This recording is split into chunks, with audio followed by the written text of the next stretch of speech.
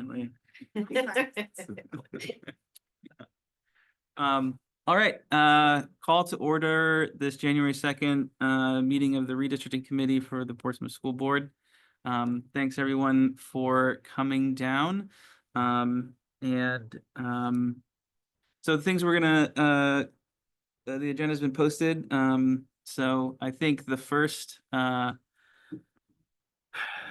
we want to run through some of these slides first? Do you want to get into, I think before we go through the slides, I want to talk through some,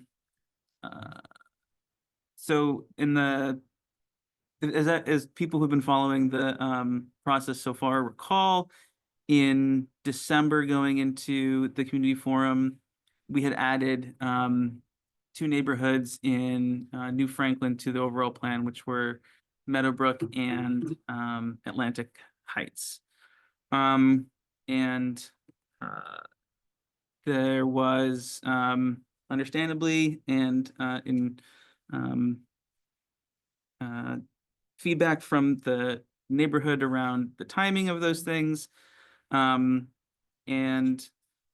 then in early January, there was one of the go ahead. Yeah. The NESDS report came out for the updated year, and that was and that showed sort of continuing lowering trends. And already we had already been at, so the analysis that we had done in December had sort of shown that the 3 neighborhoods were sufficient, but there's lots of feedback that the 5 that we needed additional neighborhoods in order to affect New Franklin School and get to more ideal enrollment. And then that the numbers and the analysis since our last meeting after that discussion have demonstrated that we're, according to the projections, we're in good space to have effect, the desired effect in 3 years' time.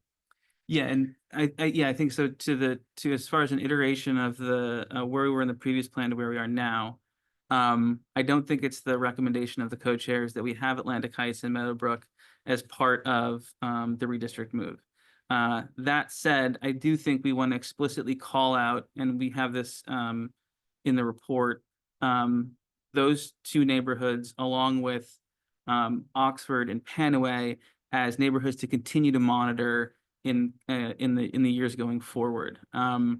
So I think that kind of gets us back to the 3 neighborhoods that we had been talking through, earlier or before December. There's an opportunity here to walk through the projections and show why we think this with the new NASDAQ projections, these 3 neighborhoods, and also show how quickly we can get to a place where we think we can you start to make the kind of improvements at New Franklin that ideally this plan does for us. So do you want to? I'm just gonna I have to get on the Zoom still. Sorry, okay. I'm working on it. So she's gonna work on that. So we're gonna walk through. Do we want to discuss that or talk about? I think, do we want that general approach? Because I think that our data, the data that's included in the report, includes 3 neighborhoods. And so as much as that was the discussion later on, and we have that sort of marked out for discussion in the plan, it is important that we sort of have that discussion up front first, just so we all know where the data is coming from, I guess, was our thought. So you want to open it up to discussion, that specific?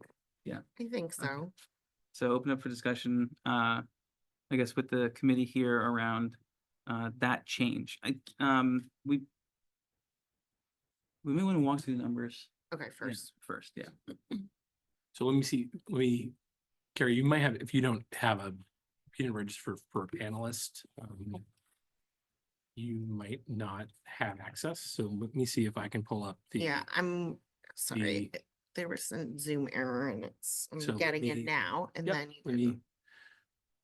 give me a second here to screen share, and I'll screen share that, and you guys can just kind of tell me when you want to move slides. Okay. So So yeah, we're gonna walk through.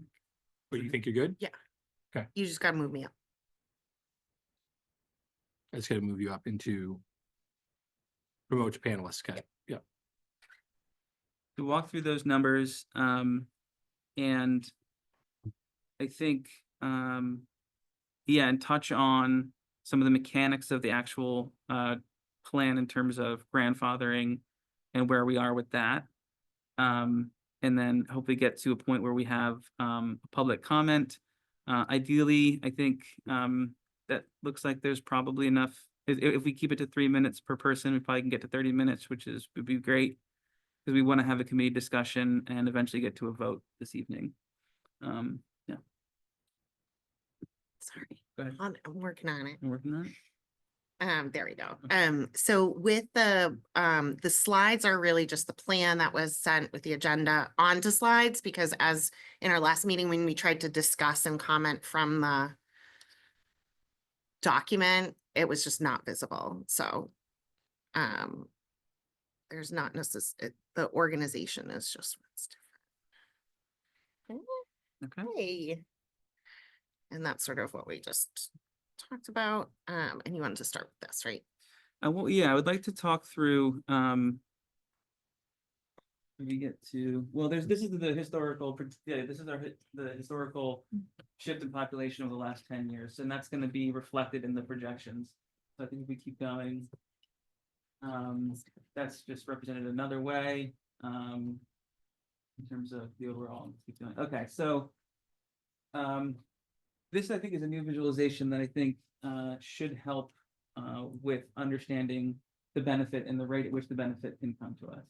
So the blue line represents this is Little Harbor, the base trend that we've been seeing. So if you take the last 10 years and then you marry that with NASDAQ's projections for the next 10 years, the blue line represents what we're going to, what we would see at Little Harbor if we did nothing. The red is a percentage of the grandfathered population. So the assumption here is that if K through 6 is grandfathered in 25-26, or not K through 6, first through 5th is grandfathered in 25-26, that a quarter of that population will choose to move to Little Harbor. And then the yellow is that incoming K. And so the two of those combined make up the difference between where Little Harbor would be to where Little Harbor is going to be on those years. And as you can see over time, there's that grandfathered piece that we think will sort of dissipate over the course of 8 years, because we're talking about, and there's a little variance in there, but potentially it's 9 years, maybe it's 7, it's sort of sibling based, right? So if we have, because you have your initial 5 years, plus the siblings associated with that. And so at some point that tail drops down, and then the incoming transition, which is, K the first year, first the second, etc. That's a population that won't have a choice. They'll be net new to the district. Byron, can you just clarify for Yeah. me, when we're talking about grandfathering, there are kind of 2 iterations of the plan. One was that neighborhoods would be given a choice. Yeah. And then we talked about kind of saying that would only be relevant for current families. Are these projections based on current families, or are they based on neighborhoods? So the way the plan is written now in terms of grandfathering is that if you're in a neighborhood that's set for Little Harbor in the plan, so Powderhouse, Lafayette, Hillside, and you are net new to the district in 25-26, you will go to Little Harbor. Okay, so these numbers would be Yes. only current families. Thank you. And Well, it's it both. does include siblings Yeah. Right. of only Yeah. those enrolled in elementary. So if there is a middle school student and there's a new K coming in, that would not, does that make sense? Yes. Yeah. Yeah. Yeah. So currently elementary families. Yes. Yes. Okay. But Thank you. that data for siblings is coming from where? So there's an assumption here in terms of siblings based on the survey data we have. So From the original survey. the survey we sent, yeah. And yeah, and so what you, assuming these assumptions, and there's gonna be some variance in here in terms of people who choose, we don't know if 25% are gonna choose, maybe it's 40%, maybe it's 10%, somewhere in there. But if it is in this ballpark, what you have at Little Harbor is you have a steady population at that 350 mark over the next 10 years. And I think this is sort of on the upside of the grandfathering in terms of population stability. So we know that last year we moved two teachers from, or two sections, I assume two teachers as well, from Little Harbor to Don Darrow. As part of like the population is moving that way, we added the 2 modular classrooms. And so to some degree, I think this is it's it's nice to have that solid projection in terms of solid year-over-year numbers. And I think it's a benefit in terms of the planning process. And I think on the other side of this too, we would still overall anticipate from the NESD, never said it right. NESDEC. From the, not NASDAQ, but NASDAQ, No. that there is a decreasing enrollment. So after this 10-year period, it would likely decline after that. But this is sort of just the, Yeah. this time period. And I think we've talked about this before. I mean, the further we get out, we're always in this juxtaposition. The further we get out, the less reliable our projections are going to be. There's more variables that we can't anticipate. And so the first several years of the NASDAQ numbers are based on documented births, and they feel really confident about that. But in this process, we have weighed that having the tightest, most reliable numbers that would be the short term versus giving families the opportunity to finish off their experience at their existing neighborhood school. And we've weighed towards giving families that opportunity, which creates more need to project in terms of the numbers. Yeah. So it's a value judgment Yeah. about what we have heard and what we got in the survey and that type of stuff. But if the trends remain the same, which they won't be exactly the same, but if they remain the same, then we would have steady-ish population at Little Harbor while we see a decline in the overall population of the school district, right? Is that Yes, okay? yeah, and where you see the decline, so if you go to New Franklin. This is Dawn, yeah, New Franklin. So same idea in terms of how this chart is put together. The difference is red and yellow represent students leaving the school as opposed to students coming into the school. And so what you had was this slight, very ever so slight 0.2% year-over-year increase, which was projected. And then with this plan, you get down to just around 200, between 210, 215 students at New Franklin. And that actually happens relatively quickly. So if you go to the actual spreadsheet on this, that's driving this for New Franklin. So I can Okay. leave this. I put the Little Harbor as an example. Okay. I didn't put the others in the presentation. We can go out to that. Yeah, I think it would be good to look at the I think we want to see the positive impact at New Franklin and the how when we get there.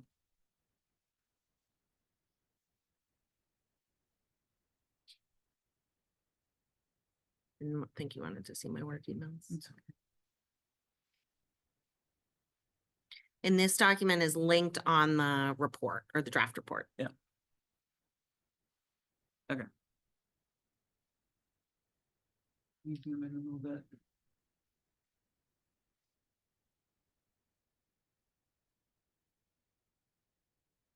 Oh, God.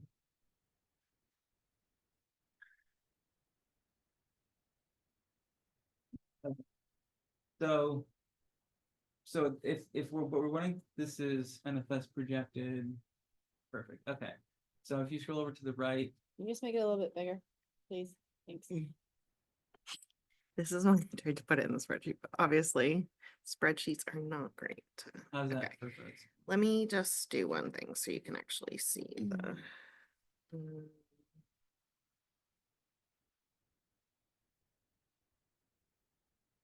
this way, you can see these pieces. Yeah, I want to get over to our projected enrollment. Let me You lost just, it. I'm gonna just hide a couple of things. so Can I that- just ask a clarifying question with the NESDEC data? Do I remember correctly or incorrectly? Is it just a total enrollment for the district or is it broken up by elementary, middle and high? And are we saying that when we look at NESDEC across elementary, it's dropping? We have it at the elementary level Okay. and it, yeah, and then, so the It does column. break it up. So Yeah, let, all right. let me, can I just walk through this a little more?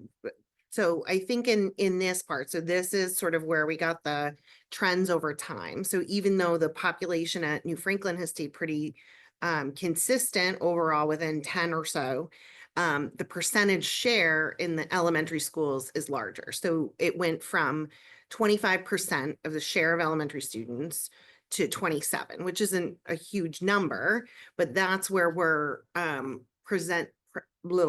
that's where we're getting the 0.5 increase in the percentage. Did you- So then, I know you guys been dealing with this a lot. Could you just, I think that concept of percent share is an important kind of concept about how you're thinking about Sure. what's happening in school. Can you just explain that concept for people maybe who are listening to us for the first time talking about this stuff? not 0.5. Yeah, points. Sure, percent share, it's just, I mean, there's a total number of kids at the elementary level and we have 3 schools, so it's just the pie share of those kids. So Little Harbor, I forget the exact numbers right now, I'm gonna throw 40% out at Little Harbor. We're seeing, was it 29 here and then some percentage of Don Dare, whatever the difference is. And over time, because of the population shifts, that percentage share at Little Harbor is, I mean, the population is going down, but also the percentage share is going down. And at New Franklin, because the overall population of the district is going down, but at New Franklin, you're having relatively stable, that percentage share is increasing because the overall bucket is getting smaller. And then Don Darrow, you're having increasing enrollment at the same time that the overall thing is getting smaller. And so that's why its projections show that district share growing more outsized than the other schools. And that's the percentage share in terms of like the student body. And then there's percentage share in the district mapped to a different thing, which is the number of available sections in the school. So where New Franklin, if we're targeting 14 classrooms, so we can use some of that space for targeted services, that percentage, and it's in the report, I remember the exact number, is below where the district share is and where it's going. So we'd like to get those things to be closer together. So if we have this percentage share of space, we have this percentage share of the student body. And I think that's sort of where we've gotten unbalanced in terms of like the overall resources we're using. And while acknowledging that percentage of kids will never be in a situation where that percentage of the students in elementary schools, even if they're similar, they're not always going to be equally distributed amongst grade levels. No. There's always going to be variables Yes. inside of that. Yeah. But generally, we want the percentage of students at those schools to reflect the space Yeah. that's available at those schools, right? Okay. And we're using the decreasing enrollment at Little Harbor as a opportunity to leverage that space so that we can improve conditions at New Franklin specifically. And I think that's a net benefit of beyond just redistributing the services. It's a net benefit in terms of where we can Sure. invest. Yeah. Thanks. Sorry to interrupt. No. So one piece that you saw me change is that this should have read 0.2. As you can see in these, they go up 0.2. So using that trend over time, this would be without change, the percentage share at New Franklin based on the numbers from NESDEC and the elementary, this is only elementary share or prediction for Portsmouth. And then, so with that, this would be the base of what we would expect, based on current enrollment and a little bit of this would be the grandfathered population, which you see it decreases significantly after 5 years. And then an estimate of, 25% of grandfathered outgoing. I think there's probably, we've talked about like 10 to 25 based on survey results, very neighborhood and school specific, or very neighborhood specific. And so then, these come to, with this with the projected transition, what the predicted enrollment would be. And so you see, instead of an increasing share from 25 to 27, that would be anticipated to go up to 28 over time. It becomes back to 24 where it had initially been. And so with that, we would anticipate the potential of 15 sections in the first 3 years, and then 14 sections after that time period. And with this, the only place we see a shift in section numbers is Little Harbor and New Franklin. I think when we had originally done this work, we had really pushed like lower sections at Dondero, and that there's not more space, but there's more adequate space to accommodate interventions and other things that don't require repurposing classrooms. And so it was a higher priority to make sure that the space became more feasible sooner for New Franklin.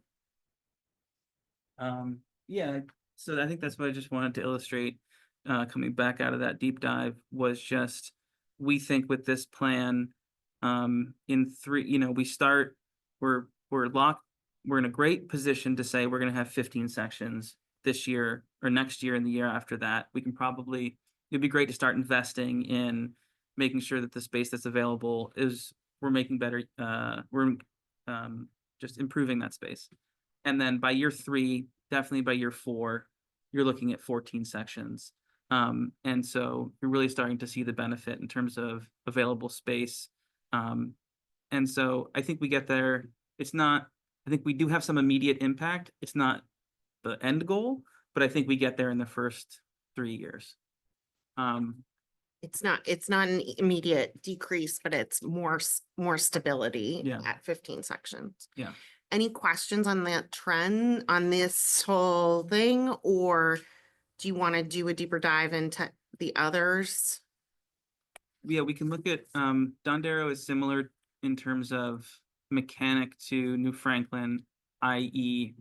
people are moving out of the school. Can you guys talk through, because I think it's easy when we sit and we talk about these numbers, there's assumptions in, and you've talked about some of them, but there's assumptions in kind of the creation of the formula. This leads to this, leads to this, where and I'm specifically interested in kind of the variation in family choice and how that could, what that could do, and I know you talked about 25% of grandfather stuff. Can you talk a little bit about the range of outcomes? So I think if we bring up, let's bring up the graph of New Franklin.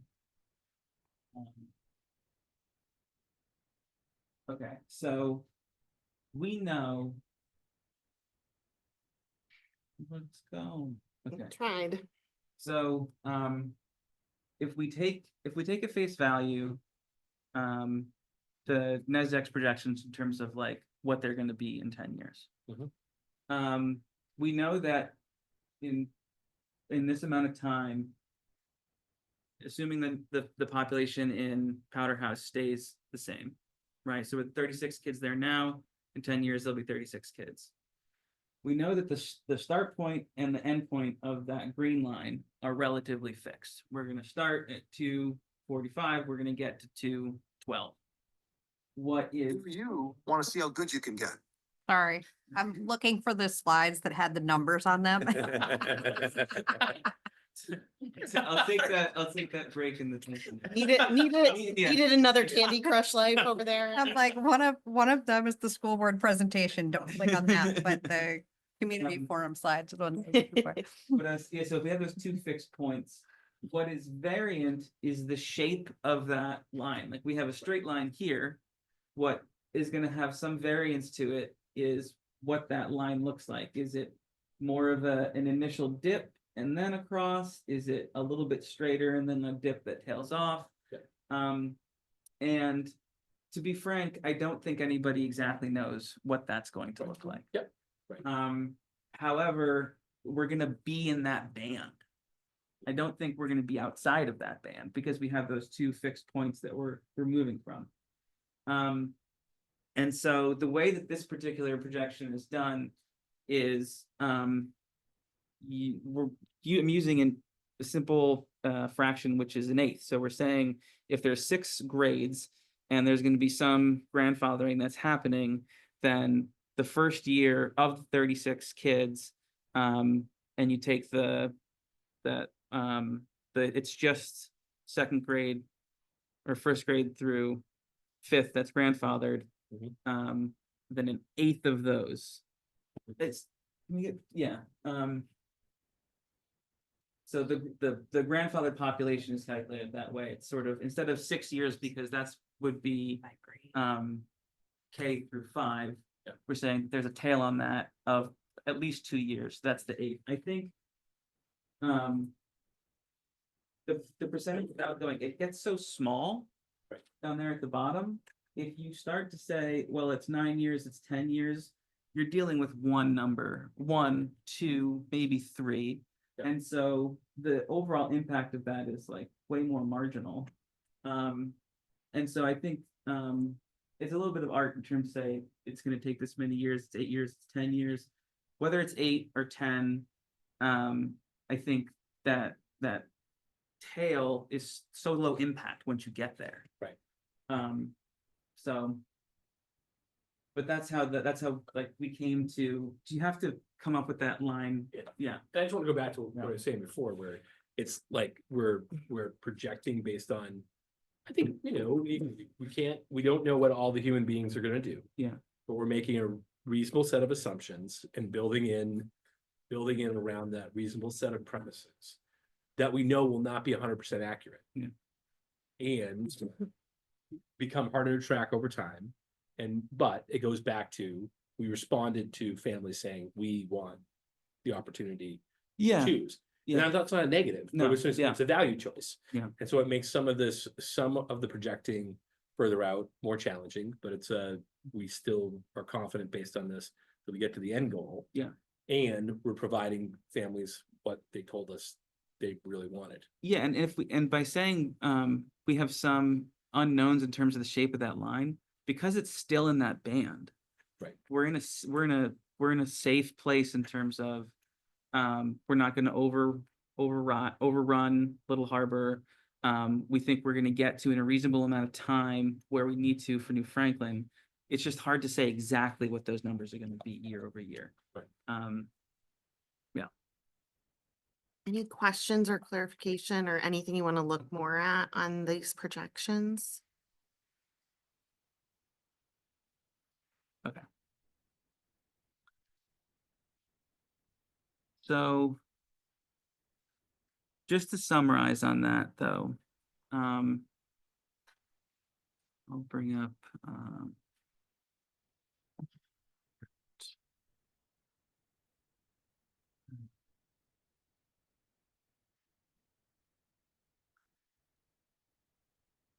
this is in the report, but I just want to summarize it here because we're sort of coming to the end of where we think the places are going to be, or the different numbers are going to be in terms of Dondero, New Franklin, Little Harbor. We know that Dondero has 35% of district share in terms of classrooms. There's 19 classrooms. The projection shows 309 students, which is 35%. So we get Dondero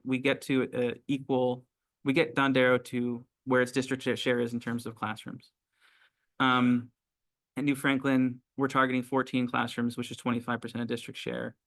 The move scenario is 213 students in our tail amount of time is 23% of district share. So actually New Franklin is potentially slightly under the total district share, but I think that's ultimately a good thing for New Franklin in terms of the space needs there. Little Harbor, where we're targeting an optimal classroom use of 22. We know that there's 24 available classrooms, though some of them are used for other services currently. And 22 is 40% of the district share. And in 10 years, we have projected 40% of the students being there. So that's that, like, district share is getting where we want to, is getting in line with the assumed classroom usage of those schools. So I just wanted to summarize with that. As for the specifics of, I think we should go over the specifics of the grandfathering and like those mechanics. And I was just gonna say one more time on this, just to be clear. Again, this will not, when we get there, if our assumptions are correct, we're not naive enough to think there will be 17 kids in every classroom. No. I mean, we're still gonna have bubbles of, in some grades, we're gonna have classes of 20. In some grades, we're gonna have, we're gonna have classes of 15. Yeah. We're gonna run 3 sections of so-and-so. We will continue Yeah, as educational leaders and building folks to try to yeah. massage that as those things happen, even after as we reach the promised land, we'll still be doing all that stuff as we go. I think it's important to call out the no move scenarios for Dondero, which is an average class size of 19, which means you have your 23s, your 24s. Yep. And at Little Harbor, if you maintain the number of sections there, your average class size dips to 13, which is, and I think that is what's important to see here, is that you're right. 17 doesn't mean 17 in every class, but you don't want those averages to drift apart from each other so much that you have those extremes. And I think that's one of the things we're trying to avoid here. Okay. I mean, we can talk about that. I'm just curious to get any other, like, sort of review. I think just stepping through the plan, and additional findings or other pieces that kind of Okay, yeah. what we're missing. I'm sorry, where do you want to go now? I think before we get to the plan, just all making sure that we've captured sort of the discussions and the findings. I don't know that there's going to be any comments on this, but I think that, like, walking through that plan, is that, The redistricting plan, so or the report? I mean, walking through the port, okay. okay. Okay. So I think you've all had a chance to kind of look at this, and I think that I just wanted to offer the opportunity to change or correct or add, or what are we missing? What didn't we get right in here? Because we want to make sure it's as accurate as possible. Is there anything in the initial problem statement and the principles, not school principles, but redistricting principles?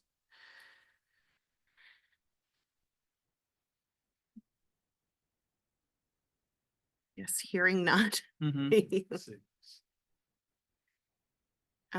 And I think that and if the report is this is copied and pasted right from the report, just for a way to be able to have it viewable to us, if you want to, if it's easier to look at that.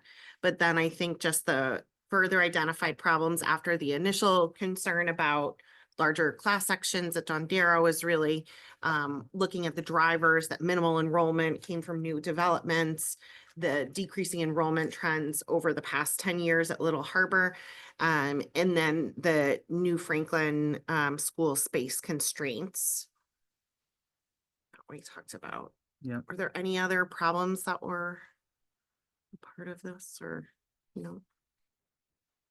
I think, and I think it's good to have those problems. I don't know if there's any way in the narrative to talk about. I know that when folks have, just in terms of report, I think the board's gonna be aware of this anyways, that one of the critiques has been, we started one place and we ended up somewhere else. Yeah. Which we were like, yes. Yeah. Yes, absolutely true.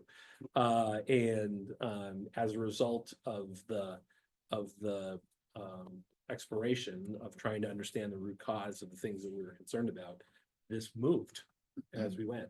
And I think you have those here as bullet points, and I just wonder about whether or not, and it could be through the kind of the conversation with the board, that idea of I would not run from that kind of story. That is the story. That's true. And I think yeah. it started with one problem and Yeah. then within the process, there's 10 problems really that have Right. come up. And they're all drivers of the decision making. It's not just one. Yeah, and I think we've made changes a few different times. We've changed the in terms of the problem space changing as far as like New Franklin coming into the discussion after our initial sort of catalyst for this. Obviously there's been different iterations of neighborhoods. There's even been, the data has evolved as we've gone through this process. And I think we've done our best to be responsive to that changing landscape. And make sure that we're being true to what the data is telling us. I think, Carrie and I have often said, well, back to the data. What is the data actually telling us in terms of where the trends are, what the district share should be, and try and solve in that space. And I think that has led us to several iterations to get to a place where we feel we have the right size move. And I think not just data, but all the community input. Mm. And I think that's where we got into the, where we started with was really just like third and fourth can stay and that's it. And everyone's moving, which is like, I do recognize is in some ways, no one wants to transition kids, but also you don't want to like your constituents are the families and that's you have community with them. And so I think that's also the iterations of like data, okay, great, more grandfathering, okay, maybe transitions, neighborhoods, and then sort of just where these plans have gone. So I hope that's it. The data includes the feedback. The is feedback, the- the survey, the emails, the community forums, all of that, I think, has shaped where we are. Yeah. Just trying to Can think. you just Yeah. go back to slide 13? And it says, you have the following principles and there's a list of bullets. The last one says consider equity in distribution. How are you defining equity there? So we can, so I think in the very early, like, I don't even remember what time frame, but we talked about the drivers of like free and reduced lunch as one metric and kind of the only metric we had access to. And then, we did do like mapping within that around kind of free and reduced lunch across the city. I think the challenge, and I don't know if it's okay to share that or not, but That like heat map. Can you then just, if that was it, then can we just put in socioeconomic? This is if the equity, because Yep. some people could assume it's space, some could, Yeah. Yeah. And I think I think we need to define. no, I that think you're bullet good. And I point. think as we've been moving along, that's been part, I mean, it goes back to, a year ago where I'm in front of city council and they just want to move Lafayette. And we're having the conversation that's like, well, we really need to do a deeper dive on what's the demographics going to look like in each of the different schools as a result of this process, and just we're moving Lafayette tomorrow. At the time I was arguing, I don't know what that does to the makeup and the nature of the student bodies. So yes, I think that's fair, because I think that has been the conversation throughout. I mean, overall, the big umbrella is we're trying to create equity of kind of space utilization And services there. in that, and those services as a result of that equal distribution of kind of the facility resources of the schools. But with part of the eye on this is, what does the makeup of student bodies look like in each? Well, no, just because it says it's guiding the process, so the Yeah, title. no, is that's the great. I following think that makes principles are sense. Established by the committee to guide No, the process. I agree, Kate. It's good to I just want to make sure have it it's in there, so clear. it's clear, that makes sense. and I think that the equity and space really came out later. That wasn't an initial piece because we didn't know what we didn't know what that. We didn't know. Um, And then this was just from the the forum presentation before. It's not a new slide at all, but the I don't different think you're sharing skills. anymore. Oh.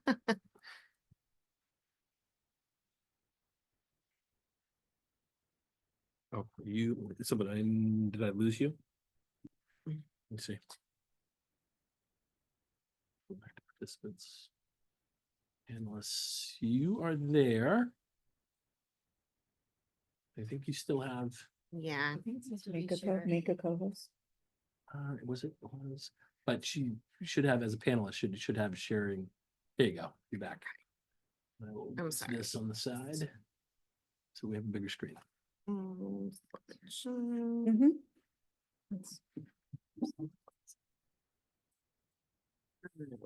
And then I think, there was a lot of sort of initial idea sharing, but just the potential solutions that we had pretty early on felt like there wasn't support and really heard that, we have 3 different elementaries with 3 positive, high performing cultures, and to disrupt that, it's often takes quite a while to reorganize, recoup, recover from that.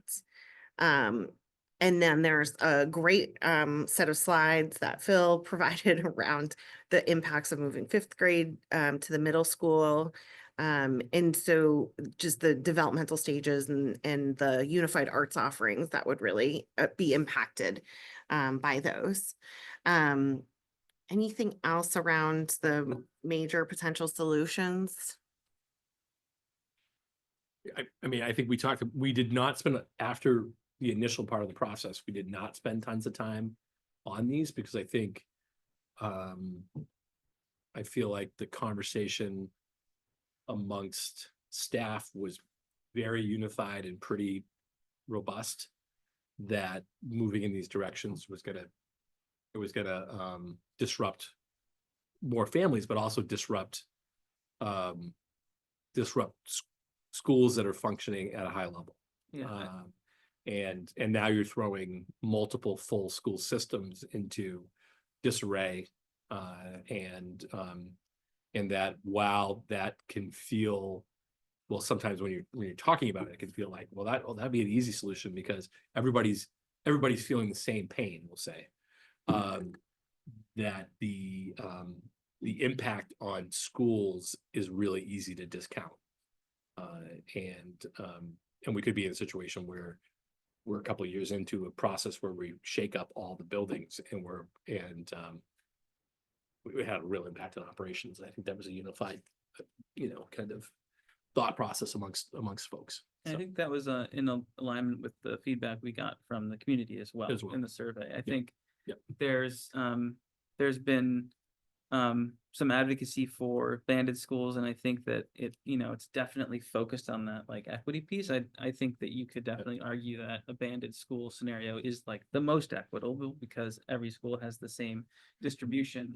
But to your point, I think from the administration's point of view and like the school staff point of view, as you're representing, and then from the community feedback as well, and large, there was not only not support, there seemed to be pushback against that idea. Yeah. And I just put this smaller because I had a feeling no one had comments on Byron's enrollment data methodology, but we can wait, critique it. mythology or methodology? Mythology. Okay, all right, We can mythology. critique it if Okay. you'd like, specifically why the raycasting algorithm now. That's just if anyone was interested, how you decide where a kid is. Mhm. Is you draw a polygon and you draw a line.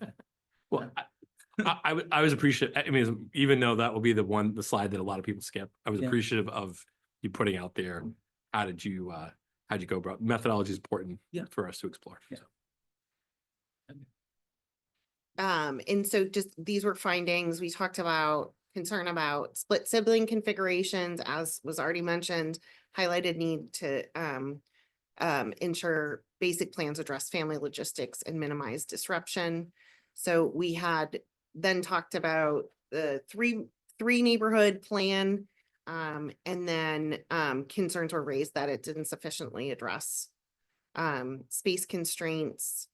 And then as we looked at the community survey, and just jump in wherever if you want to add here. The community survey, which we've discussed a lot, sort of the methodology of that. But looking at the priorities of sort of ranked by the community members, that grandfathering, equitable class size, and disrupting the least number of students. And also in the time frame of sort of post-COVID, lots of our elementary students have already experienced a lot of transition, and just that being, I think in general with redistricting, folks don't want transitions, but that being a key factor that's just in the time period that we're in. And that I'm just gonna keep going unless. One of the things I think, which isn't, if you go back to, so 7 encapsulates the, input from a key set of stakeholders for the school district, right? Parents, families, some staff. 7 does not speak to input from the broader community. And that's not, that wasn't the point of the survey. I will say that, one of the things I think in this, what I think if you had in here, the city council representing the community, who may not have kids in the school system. The other night, city council put down a request for us to limit our budget increase to no more than 2.9%. Now we know at the moment, based on the work we had done leading up to our budget process this year, having already tried to kind of whittle things down to bring to the school board, and then we're just starting our process the tail end of next week, that in order to hit 2.9%, it's the equivalent of 10 professional positions in the district that we would potentially need to cut. Whether or not that's where we end up eventually, I think there's a group of stakeholders in the community, especially post reevaluation, who would say, you better make sure that you're also in the midst of all these other things that we're trying to value, that you should be valuing, you should be effective stewards of the taxpayer's dollar at the same time. And if we have those empty spaces in underutilized spaces in other parts of the district, I think if you had another column that was folks without kids in the district, you would have some other percentages that would also be part of this conversation. And we can't lose the fact that we're 50 cents of every dollar that comes into the city. Yeah, we are. Yeah. And then I think we already kind of skipped forward to this, the share and all of that. Any other comments or questions on that stuff? About this? Yeah, let's do it. So, did it say 5? Great. So we had gotten to where we were at 5. We talked through earlier in this meeting why we think, giving the most recent NASDAQ projections and another iteration on where we think numbers will be, that we can do this with 3. And we don't have to this year say that Atlantic Heights, Meadowbrook need to be transitioned. So those are the 3 neighborhoods we're targeting in this plan. So starting next year, net new families to the district in those neighborhoods will be at Little Harbor. I want to take an opportunity here to have some clarification on, and this came from Principal Callahan, so there's a set of questions.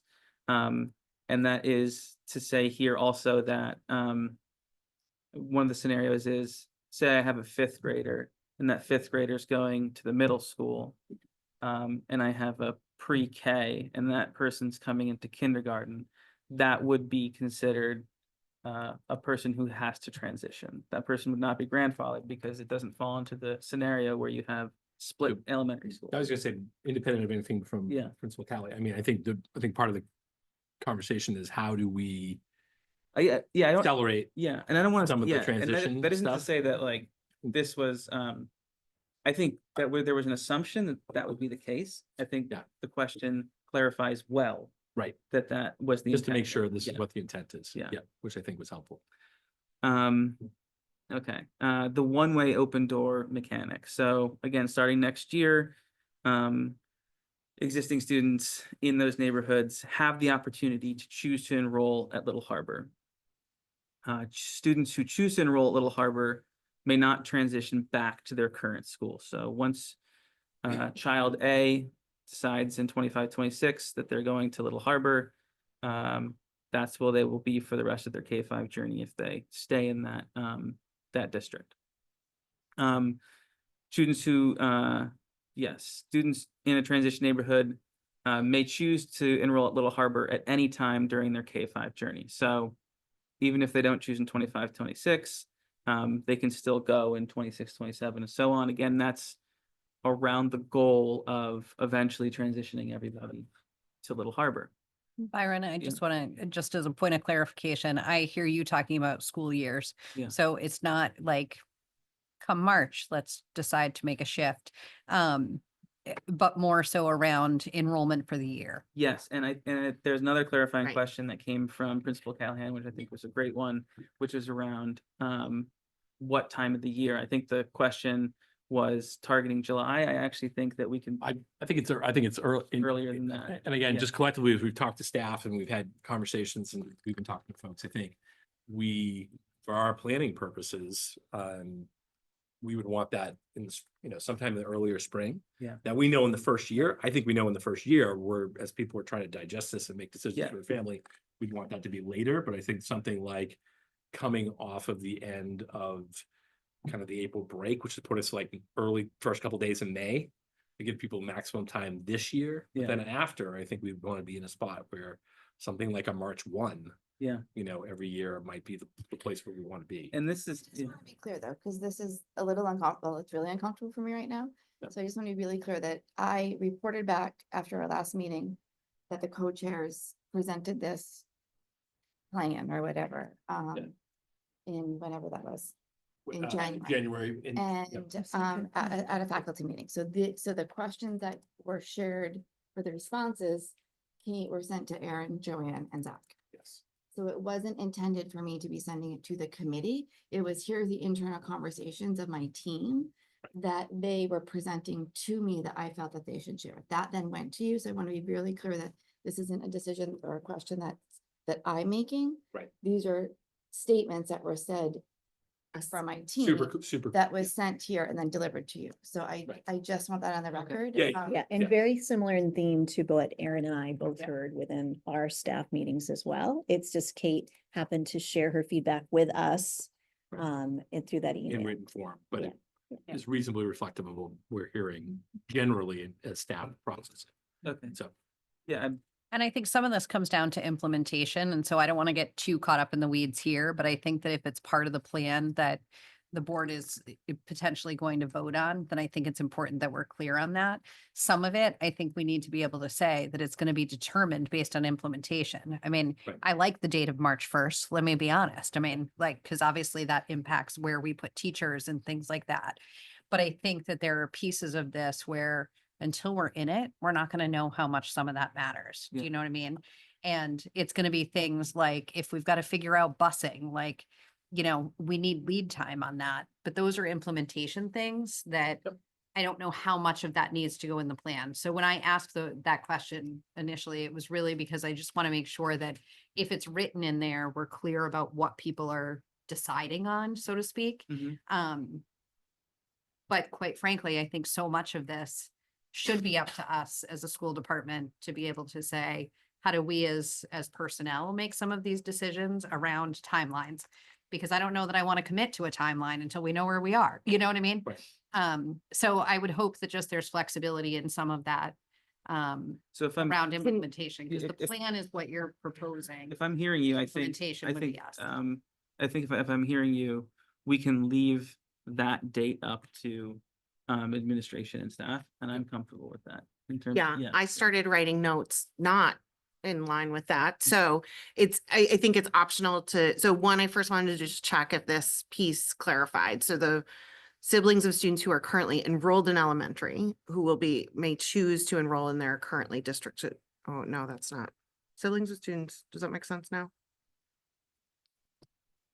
This Siblings of students who are currently enrolled in elementary. it gets a little word salady. Yeah.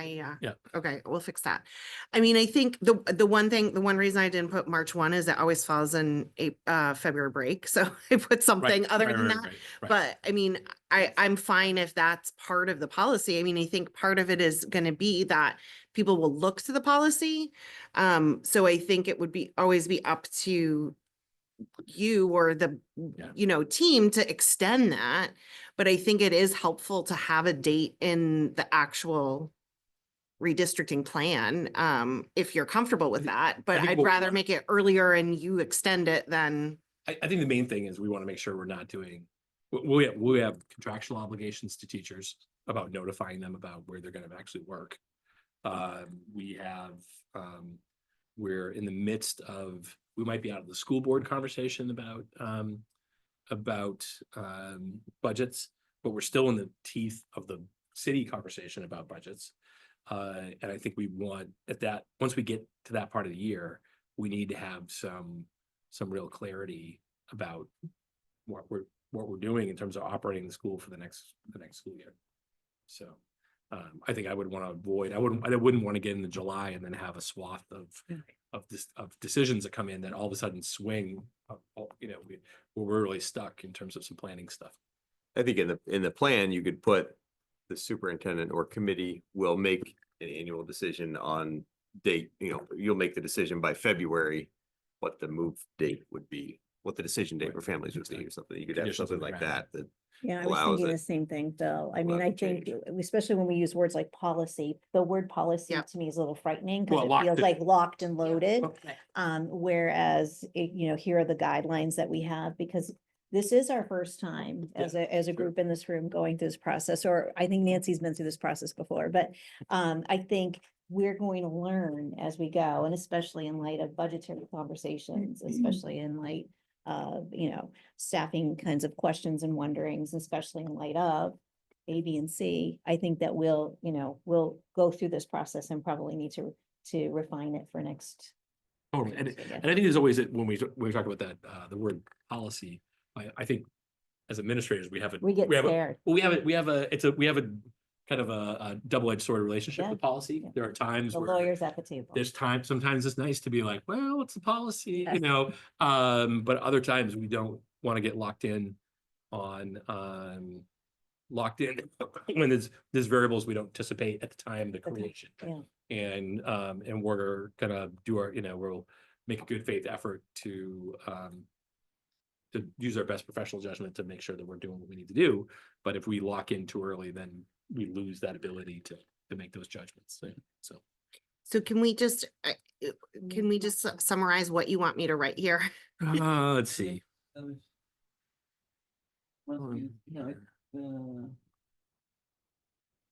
That bottom one, I think the language from Phil was that the superintendent in February will set a deadline for when transition choices need to be made.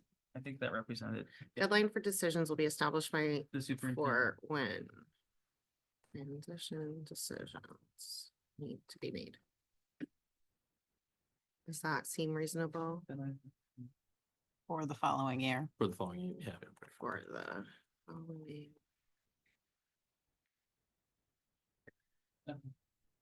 Can you go up to the first paragraph? It says the 27-28 kindergarten student. Is that the rising student? 27-28 kindergarten student may enroll in their current school so long as the 25-26.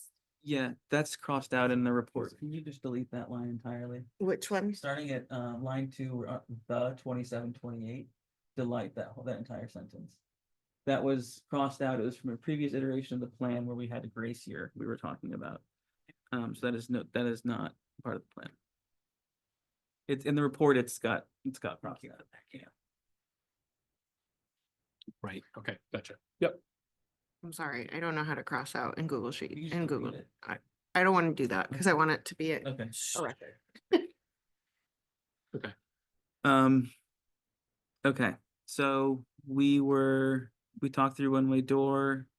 We're talking through grandfathering, right, so transportation. So transportation will be provided for students in whatever school they're enrolled via the transition, via in with the neighborhoods. And just a little bit of one of the benefits to Lafayette, Hillside, and Powder House going is they are all together. Close proximity. They are all bordering each other. So ideally that helps. I understand that there's transportation challenges the district is dealing with.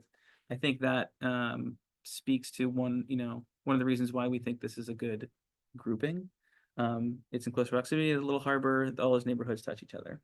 Yeah, I think, worst case scenario, depending on whether we would be adding a bus, most likely what we would do, especially in this fiscal environment, would be to pull a bus out of the rest of the, pull a run and then redistribute the rest of the transportation.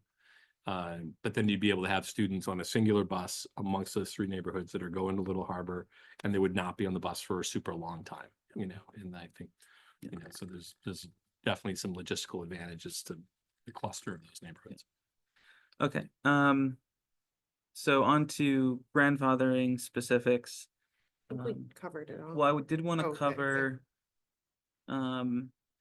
this point, which is that the process has no defined end. So that is to say that a family, it will define end in terms of year. So so it's basically based on like the siblings. So if you have third grader, pre-K, and a like an infant, Carrie, we lost you again. Yeah, and- I'm working or on it. or and a 2-year-old, essentially like that family will maintain its grandfathered state, because at no point do we want to force a family into a state where they have split elementary schools. And then then we could say once in any given neighborhood there's no students that are grandfathered. Yeah. In terms of like incoming students, then that neighborhood won't be part of the grandfather, the sort of the tail will end there.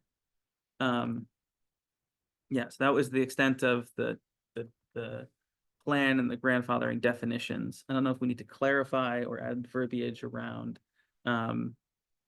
any edge cases there. I know from Principal Callahan's staff, I just want to make sure that we covered, because there was a few specifics in there. So we talked through the scenario where you have a 5th grader going into 6th grade. We talked through that scenario. I think that part of the rationale of keeping this transition piece is that there is interest in, with some families of, say they have a 2nd grader now, and in 2 years they have a K coming in. There's some interest that has been expressed in having the K start at Little Harbor and transitioning their older student at that time. And so this is really an attempt to be open to that, although we understand that some of the feedback last time was that having a transition every year is challenging. But I think that's the only scenario where we see, but we might be missing things. Right, where you have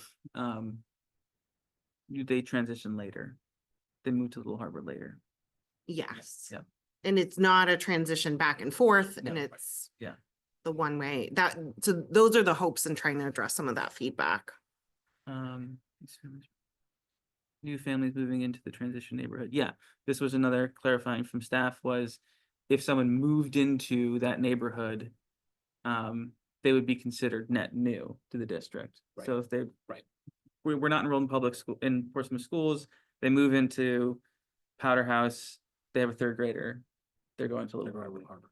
Because again, Yeah. our long-term goal is the equitable redistribution of space, Yeah. resources for kids. So, and we're trying to answer the call of families who want continuity for kids in existing situations. But this would not extend to new families to our community. Okay, so, That's my take. yeah, yeah. Thank you. It's probably a million nuances, but if an Yeah. existing Little Harper family moves from one neighborhood to a transition neighborhood and they have a 2nd grader, are they gonna be allowed to stay? That falls under the, You're moving to a new neighborhood, I mean, Back and, I mean, but Yeah. I think the principle by which we would make those decisions would be that if the idea behind what we're talking about is continuity for families that have existing kids inside of yeah. the non-Little Harbor option, I think we would work to try to preserve that continuity. And I think that works within whatever you're operating on now. So if someone moves from a Little Harbor neighborhood to a Dondero and a hit neighborhood, that's the same scenario. I don't know what your procedure is for that now, but I assume that would apply. Yeah. I mean, we don't do a lot of exceptions. Yeah. Because, so, Yeah, all to say, I don't think it's necessarily part of the redistricting plan. no, I don't Yeah. think so either. Okay. I would say, Phil, in your Anything example, else? though, Anything, what wouldn't be present, because it's similar to what we do with other students, is we would not, if we did agree to that, we would not be in a position to offer transportation. You know, so I mean, that would be the relative. So, Okay. I think going back to slide 26, the redistricting plan, you have numbers of students listed per neighborhoods that are not accurate. So I would, like, there's not 15 students on Hillside. So Hillside is defined, not just Hillside Drive. Hillside is defined, and we can pull up the, so Hillside, I'll just try to describe it. Hillside, if you're coming on 33 from the 95 interchange towards the high school, and you cross over the Route 1 bypass on 33, and there's the church, which is now a mosque, on your left. And then to your right is some residences on 33. That is, do we have some? yeah. Yeah. I just pulled it up here. But I do think that that's a wondering that probably the community has too, that when we're defining by neighborhoods, we haven't defined by streets. So for example, when we pulled up, our numbers are slightly different too, Right. here at New Franklin for our Powder House neighborhood.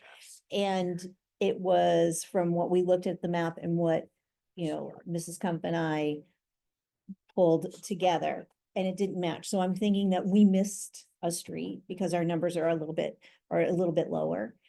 And so I know I happened to have PTO last night and we were kind of chatting, and I do think that that's a wondering that some people have, that the neighborhoods are defined, and I know we've outlined in the maps, but there are so many little small side streets and developments that at some point,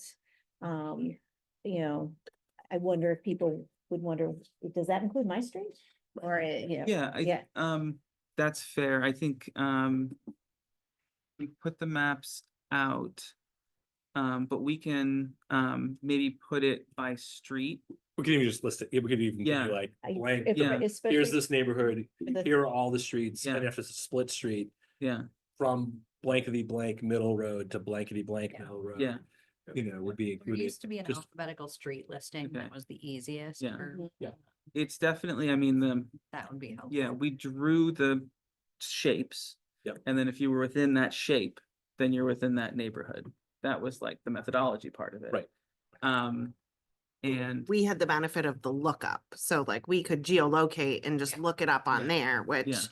we can give that at one point, I feel like we sent that out. On but we on could- this map that's linked on the website, Yeah. I thought I could just zoom in so that I could Right. see that, Right, but I it's not- can't zoom in Okay. because it's a screenshot. I will, They'll need to do so that just so you know. because when parents move in or a family moves in, many Yeah. times they'll call Dondero because it's Mhm, the we first exist. alphabetical Yeah. school, and they're like, oh, I moved here. Does my kid come? Where do from I school?" go? so this Right. is what I'd love to do in terms of communicating the specific neighborhoods. Yep. So we have the city GIS map system. Yep. Which has the existing overlay. Yep. For the district. I'd love to be able to communicate with staff on the city side to say, this is the map, that's part of the plan. Okay. We can do it that way, Yeah. or I can publish my, I don't want to publish all the stuff I wrote because it's got potential, like, Some privacy Privacy concerns and- around data for kids. but I can publish the map Yeah. part of it. Yeah. So everyone can see. Yeah. Specifically, and they can zoom in and do all those things. Yeah. we'll have the conversation, we can have the conversation with the city. But I'm Yeah. guessing, Mhm. depending on how much of a lift option B is. Yeah. Then option B is probably the more likely scenario, if Yeah. it's not a huge lift. yeah, I So, understand that. I will say though that as far as the accuracy of these numbers relative to the shapes that we drove, I have triple checked these numbers in terms of like addresses. So I feel very confident that there are 40 students in the shape of what we have Right. defined. Yeah, for Lafayette Park, 36 within the shape of what we have defined for Powder House. And I totally understand Yeah. that, but so where I'm saying to you is when even we're thinking we've got all the neighborhoods and we look at your numbers and we're like, we've got to be missing a street, Yeah. you know, and one of the biggest pieces I've talked to you about is I feel it's been so, you know, that communication piece. Mhm. I just don't want someone to be like, oh, I was in that. Oh, shoot. I didn't realize I I was in that purview. I actually thought I was in the neighborhood next, you know, Right. that's right on that line. So that's just the difference, I think, between somebody who's maybe visual one way and visual another. And so I'm just sharing with you my own personal Yeah, I think we should do limitations, that. Byron, so Yeah. I'll own that. You know, and I do wonder as we talk about the map, if you could pull up to slide 27. I know we just looked at 26.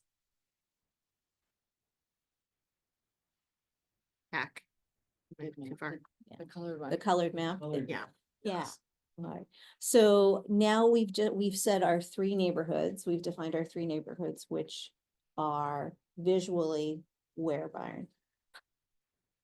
Powder House being Yeah. here, Mhm. Lafayette being here, Hillside being here. Mhm. Sorry, the red informs that it's currently a Dondero neighborhood. Something that I think we should talk about is this blue star here is what's the name of that? Parsons Woods. Parsons or Woods. Parson Wood? Parsons Wood. Parsons Woods is currently The woods of the Parson. districted for Little Harbor, but there are no students in there. And as part of this plan, Mhm. that will be districted to Dondero. Cemetery. So that will remain, so that's sort of a change in the plan in terms of like, And I was saying, we may have one very recently. Because we had a bus stop request, so, okay, but it's Okay. one or none, I mean, it's all Okay. recent, so. okay, well. Not to us, so must not be Okay, so elementary. it's not, so What? it's- Um, It was a mistake. Middle school. There's, was a mistake? there's, There's a student who moved into Five Guys. uh, That gave, okay, We have our first 5 guys. okay, never, all right, so there we go, all right, so not Parsons Wood. Yeah. But there will come a time where we Right. will It- have it might people be. coming out. Those are, as part of the process, we did receive outreach from one family that was there that talked about the distance, or I don't know where in there they are, but it was more the distance, and then also distance to where, Little Harbor? distance to Dondero being much closer. And I think that makes sense, and it's not affecting current families. Hopefully it's not too controversial. The blue hexagon up there is Christmas tree shops. It's blue. It doesn't mean that we're necessarily gonna redistrict it to Little Harbor. I think it does inform something we are gonna have in report though, is that the committee will continue to identify ad hoc developments as they come online.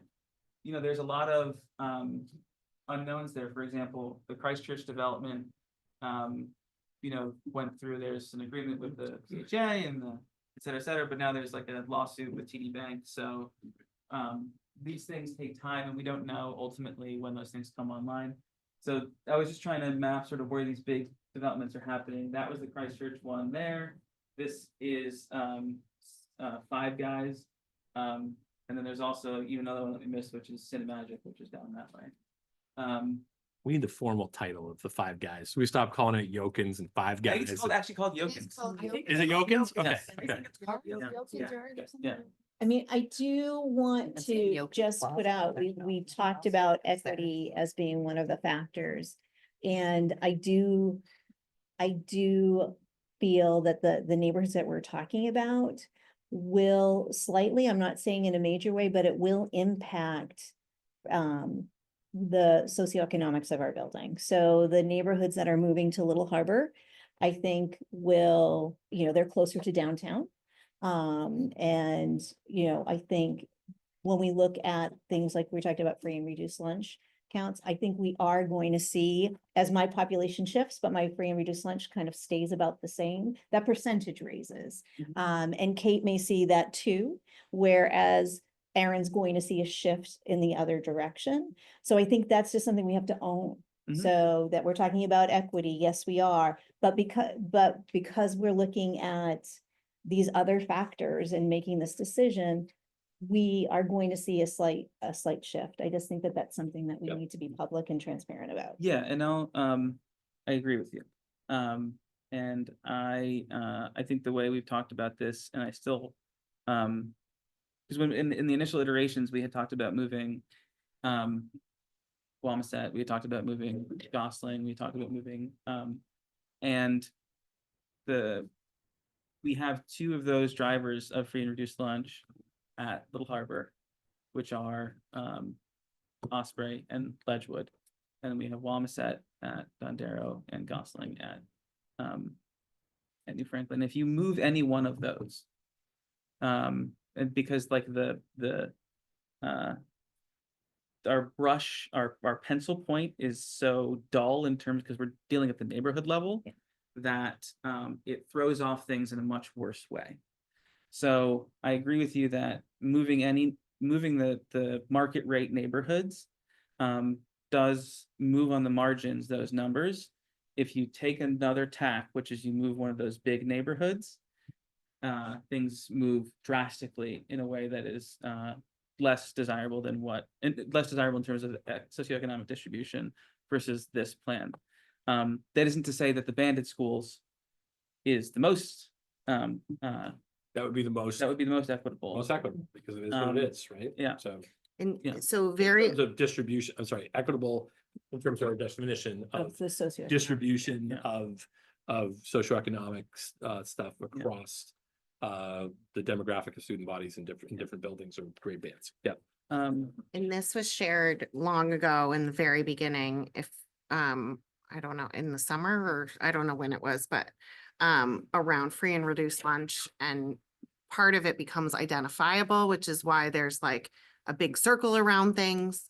So that it's not identifiable, but really that with the numbers in the new plan, the current data for what we have from this year was that the free and reduced lunch as a proxy is 10% at Little Harbor currently, 12% at Dondero, and 13% at NFS. And the projection changes to a 1% decrease, so 9% free and reduced lunch at Little Harbor and a 1% increase in the So others. we'll to be transparent, there's some state numbers we want to look at that we're going to do some reconciling on between now and, I think it's true that on the margins, we're not going to see a big shift, but we're going to reconcile in terms of some of On the our New Franklin. state reporting, Yeah. what we did and what those numbers sound like between now and when we're and so I can anticipate over the next couple of days, us just sitting down and just doing some reconciling of those two figures. So But not the percentage, like, I guess if it's, because we have it tied to the database of students that Yep. was shared. Yep. So if it's not at that level, we have a hard time understanding the change in like if it, do you see what I'm saying? Yep, That's- understood. Yeah, and the information that the state has also came from the database at some point, At some point. Yep. right? So So there, every- it's just something that needs to be checked. Okay, got just it. to make sure, make sure we double check it. Okay, so Did I miss something on slide 28? What's the, Sorry. what's Are it you- say on it? Districting plan continue. It's, it says I just- transition to Little Harbor, they can do it anytime during their journey. I think you need to specify that it's notified at a date, not at, That's good. middle of the year, yeah. not Yeah. that I'm mad at Kate and we're out. Yep. Yeah. Because that's Yeah. very broad, that statement. Principal Kate stinks, I want to go to the other school. I don't blame him for going, but, May choose to it's just. transition to Little Harbor. During At- any of the decision points year over year. At the At designated. the just design- window, Yeah. Mhm. For the following prior year. to the upcoming school year. I guess, and I hear the March date, I'm struggling with the March date because when I think about our trimesters from a little's perspective, to have those conversations and to know that you're finishing out a school year. I also think there's an emotional charge, and I think that's something that we as the admin team need to really think Yeah, through. we can definitely think. through. Yeah. Before we put a March date. I threw out the March date as premature. I just think the July date makes me And nervous. July Oh, was yeah, from a yeah, fiscal yeah, year, that was yeah. all. I'm good. Yeah, you can see the, 30th you can see the makes sense. physical reaction from principals when it's like July. Whoa. So, yeah. Okay, students in a Yeah, I can't transition do neighborhood July. may choose to transition to Little Harbor School prior to the upcoming school year within the timeline determined by the superintendent. It's just as vague as policy is. It's like, Well, it gives us some Nothing flexibility. It says actually- we're going to do some work to identify what those dates look like. okay. And then we'll establish and be transparent about what those dates are. And then under grandfathering, I put notes that deadline for decisions will be established by the superintendent. For change in enrollment, maybe. For the following academic year.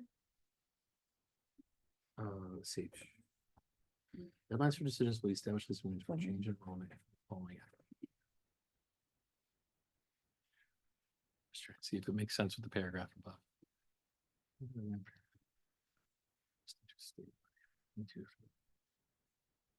We can put an example.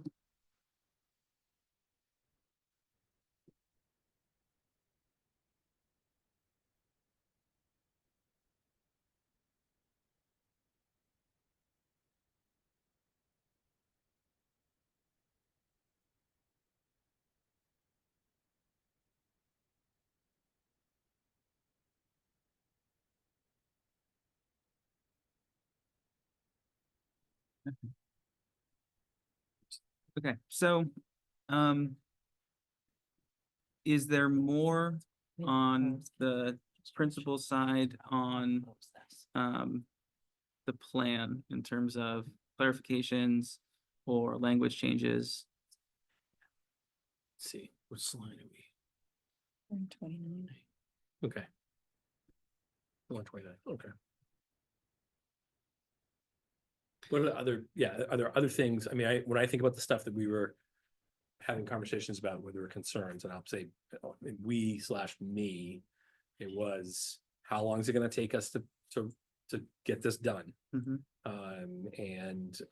So we wanted to deal with that. We wanted to make sure that we weren't creating, we weren't creating a significant amount of additional inequity. We want to make sure logistically we could pull off those things. I think I know for me, those were some of the things that we collectively talked about, and I know I was concerned about us being able to do. I feel like we've addressed some of those things in the conversation we just had. I'm just trying to think, anybody, if there's anything else it's like should be present or is, I don't know. Another one of the things we've been stressed about in terms of trying to think about how we'd implement this, if any of it's left out, not on the table right now. I think it's hit what we've been discussing. What we've been talking about. Yeah. Okay, so, with that, as far as the agenda goes, before we want to, come to a vote, we had public comment on here. I Right. think We have a couple more quick Okay. things. Although the investment piece in New Franklin, is just that's not the scope of the redistricting piece, but we put it in there as far as, recommending or the potential for repurposing, keeping that in mind. Happy to leave it, or I don't know that it does anything for you, Joanne, but, I mean, I think it's important to have it in there. I think we want the city to continue. CIP is a rolling conversation that can evolve. I think it's important to and I think have we, that front and yeah. center, that we are committed to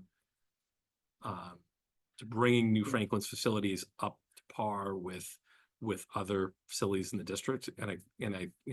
For me, that's important because I think the conversation that I want to continue to have with the city around this investment is if they continue to provide us the funds right now, it's over 3-4 year stretch, $5.5 million. I would want that this would allow us to invest that money, not in square footage, but in the quality of the space at New Franklin, with the goal of trying to bring it up where if you're someone who walks through New Franklin, it might be a smaller footprint than Dondero, but it feels more closely connected to Dondero in terms of standards than. I think it meets the standards of the city. Yeah, Like, what our expectation yeah, is of our what ex- yeah, facilities should what look the like. expectations of the community are. And I think leaving it in is good. I think we need to hold ourselves and the city to account in terms of, Yeah. this is one of the major drivers here. Yeah, this is one of the major drivers here, is making sure that we follow through on this. I think it's really important to me as a co-chair of this committee, and I'm sure as well. I think the additional piece that is just the conclusions and recommendations of the report, but adopting the transition neighborhood plan, which has much limited transition from prior, and then to continue monitoring enrollment trends. I think that would be up to another, whoever is appointed to that committee. But I think that we have some strategies for kind of monitoring that haven't been in place that we'd like to see implemented. And then, as far as monitoring, there's both concern, I think, there's concern for all, not overwhelming Little Harbor, whether, making sure that enrollment continues to decrease at New Franklin over the, immediate period. In this, and it was just a conversation that we had related to Meadowbrook, is that we received one of our priorities was maintaining walkability. And we did not realize, and it didn't come to our attention, that the neighborhood, the Meadowbrook or Coakley neighborhood, they do walk to school or bike to school and things like that. And so the number itself was much lower. It's probably not going to have a lot of influence, and sort of taking that off even monitoring. And then I just put these, again, I added these as notes as far as new developments. Those would be reviewed by the board, and kind of we'd go back to the plan that we've had, which is to assign those to what makes the most sense. These are the ones that sort of are on our radar. I'm sure there's lots of others, and they're not well named here. But I think that was sort of the primary drivers. Are there other pieces that we want to? I think that's a really important one. I will say that through the process, there were times where I got tied up in knots where I think right after we were having the conversation at New Franklin, it was like 2 days later, the front page of the paper is about Christmas tree shops, right? It's like, oh, it just blew up everything. Or we would have different things that would start to be referenced in the community, or we'd have conversations with folks in the city about projects that are coming. But those projects we don't know enough about those projects to try to say, we're going to be on hold until all these projects are done, and then we'll make a decision. And I'd love, yeah. And then the next set of projects will be in the pipeline 5-6 years. Whether it's the facilities committee or the continued work of this committee, I think there's an opportunity to work with city staff to establish methodology about understanding the impacts as far as like the types of developments that come on. If it's in an L-shaped apartment building and it's 5 stories, and the distribution of 1s and 2s and 3 bedrooms are this is what we're expecting in terms of families. If it's this style of development, I think we can work with staff to get an understanding of that. And I'd love to see that work continue, because I think that was one of the big frustrations here, is not having a great understanding of what those things meant. And just in general, in terms of the city's kind of thought process around what type of development it's going to approve, it's good for us to be actually considered as part of that dialogue about what type of community we want to have, and how does housing impact our community as a whole, and in turn, arguably the community's most important public institution, which is schools. Yeah.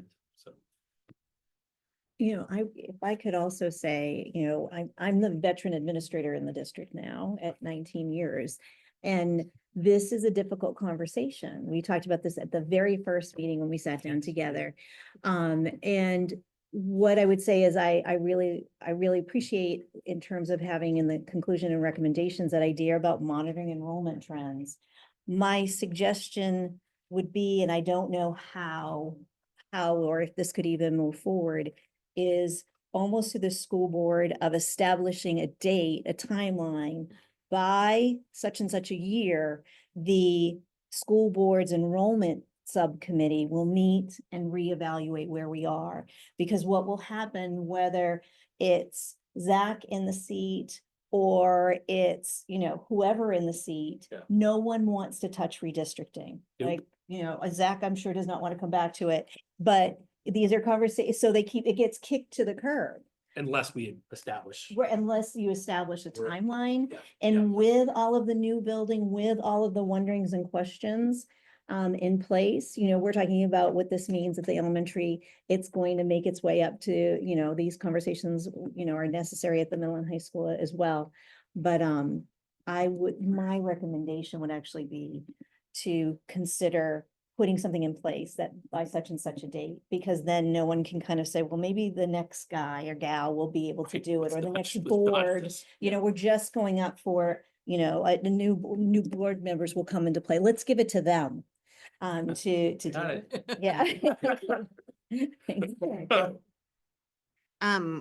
In one piece that is part of my learning in this process was the, October 1st date, and that sort of, what is it that you file with the state? that- We do what's called our beginning of BOY, our beginning of years data. So I wonder if like October 15th is one of those things where there's a place where the database is already getting sort of cleaned and processed, and that that's an expectation with that. Whatever, November Yeah. 1 or something. And like again, I don't know if it's like an annual, it's not like to put like a huge, like every year. Right. But I think if you establish, we know we're gonna come together and kind of try to shake this out a little bit. that. Well, it could be, it's like you have a Yeah, lot of different, expected superintendent board reports on an annual basis. Another one could be, by the, whatever it is, November 15th on an annual basis, the superintendent and members of the, however it's gonna work. But will- we would want to be deciding in the You would- fall for like the next year, right? Like that. We'd always be, unless we get really hit with something you just couldn't anticipate that was a wave. I think you'd always be, I think what you're saying, the next fall, you would always be 18 months out on a shift of part of the map. I can see that. But again, you don't know what you don't know. So- You don't want to get locked in. I think ideally that's what Not you want to anymore, do, yeah, but it's like, it's hard to, I have to Or- go and be thoughtful. Well, and in my mind, I'm like, there's there's a 6-year cycle in an elementary school. And so would it be that, every 6 years, there's a committee that comes together to say, what does our enrollment look like, right? And that just gives that check-in. I mean, certainly if enrollment ballooned in a year, that information is going to be provided to the board. We're going to have to be responsive to that. There are things that we do, but that's part of our job, Mhm. right? Like we shift sections, we move things around, we borrow teachers from another school. I mean, we've Yeah. been there. And so but I think when you're thinking about what I hear you saying, Joanna, is kind of that bigger picture of redistricting. Don't wait until it's a problem to solve, but anticipate some of that with kind of an idea that this is something that the board wants to do on a regular basis. Do you feel like we captured recommendation? Yeah, I don't think we need to review the rationale in connection to the strategic plan unless anyone wants to. I mean, I included it as part of the report just to make sure that, the board understands those connection points. Okay, so, I think if we're good, okay, I'd love to open up for public comment. And please, 3 minutes. we didn't have a sign up sheet, so, Julie, why don't you start us off? I'm gonna sit here. Is that correct? That's great. Okay. Yep. So, want to say thanks for explaining the whole report. It was a little daunting to look at, but you did a great job explaining it. Totally understand, like the projections, the numbers, all that stuff, totally makes sense why it needs to happen. But I guess that my questions are maybe more for the principals. I know that you guys are probably going to make a decision with the recommendation tonight, and it's probably going to be voted on the board, but just so maybe the public is aware, and kind of like the biggest thing that I think that I'm concerned about is the future of the schools and what the demographics look like there.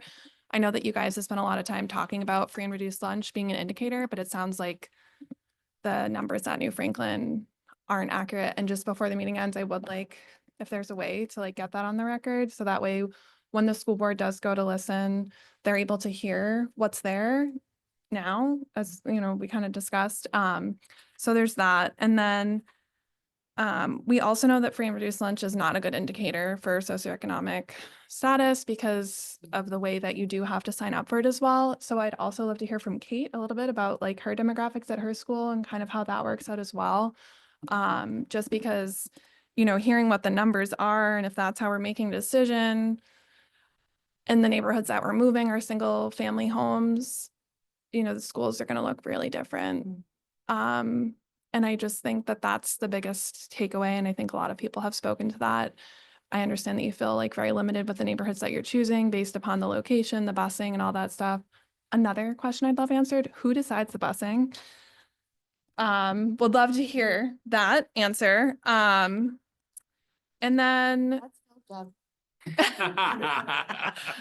and then, I get that so essentially like my understanding is that the big goals are the making sure that there's equity of the quality of the space as well. And I love that you included that for New Franklin. I think that's really important, especially because I've seen how beautiful like some of the other schools are. I went on that tour. But yeah, if we're going to be transparent about the socioeconomic status too, I think also looking at pulling neighborhoods to Little Harbor in the future that are close to town, they are going to, let's take a look at that as well, because obviously we know those homes are costing more than these homes in these new buildings. So I understand the map might not look good and you might be pulling from some Dondero districts, but I was also like a little disheartened to see when the map came out too, and there was a red star on and I understand we can't predict the future, like Zach was just talking about it, what's going to happen, but just to be very mindful about these new developments that are going in and trying to make sure that we have a good impact on that as well and not isolating these new neighborhoods that are coming in to provide some more socioeconomic diversity to Little Harbor and trying to figure out a good balance as well, because, pulling potentially Lister from Panaway and Oxford and sending them to New Franklin still would feel kind of isolating going into workforce housing and living there and being in that community because it's just right in the middle of it. But also too, like for Kate, I think over at Dondero, like having, if it does end up, the Little Blessings, the church, if that does end up at Dondero, I just do see that like we do have a way to make an impact in the future. And I don't think potentially like redistricting that to, Little Harbor would be the end of the world either. Just, I know that might be a heavy one. So yeah, thank you. Thank you. And we'll take all public comment and then we'll Oh. go to the questions. Okay. Anyone else? I'm gonna try not to read and have more of a conversation, but I've been taking notes as you guys have been talking. So Zach stated at some point in the conversation tonight, we started one place and ended up somewhere else, which I think is wonderful. And the work you've done as a committee has shown that growth. And thank you for honoring families and keeping us together at the schools we're at. When I think of Portsmouth as a whole, though, and I think about what this will do for the future families and the future of people in this city, it seems like we're creating more socioeconomic division within our schools. The neighborhoods you've chosen, as Joanne stated, are pulling a lot of wealth from her school, as with Lafayette Park from Dondero. These two affluent neighborhoods being moved to Little Harbor is really like perpetuating this cycle of wealth at Little Harbor, which is known as the wealthy school in town. So to continue to add neighborhoods that are wealthier than others and not divide our community in a way where we can have all schools be equal in their distribution of wealth seems a little unfair. Someone once told me, like, don't say there's a problem without a solution. And I remember speaking at the last meeting and I sent an email. I haven't received a response yet, but looking at Oxford and Panaway, which are smaller houses, right? So they're going to attract people who aren't spending as much money as on their homes as someone might be in Lafayette Park, where houses are selling for $1 million, or in Powder House, where houses are selling for $1 million plus. And taking a neighborhood like Panaway and Oxford, which not only don't have the need for grandfathering because they don't have as many children in them currently that are in that sweet spot of kids being divided. So you're eliminating all of these stresses about grandfathering and busing, and you're also taking middle of the road housing from New Franklin, and you're allowing it to still have a balance, and you're sending middle of the road housing to Little Harbor. You talk a lot about this percentage share, and Joanne touched on this. When you remove these wealthier neighborhoods from New Franklin and Dondero, your percentage share of services that you need for students goes up at New Franklin and Dondero, and that's not fair for the administration or the teachers. So even though you're making space for all these interventions, you're going to have more needs. So there has to be a bigger conversation about this. It doesn't end here. Thank you. Thanks. Can you just remind me of your name? I'm sorry. Kim James. Right, thank Do you. you want my address too? That's okay. Okay.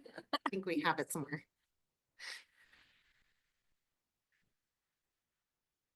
Hello, Lauren Cook.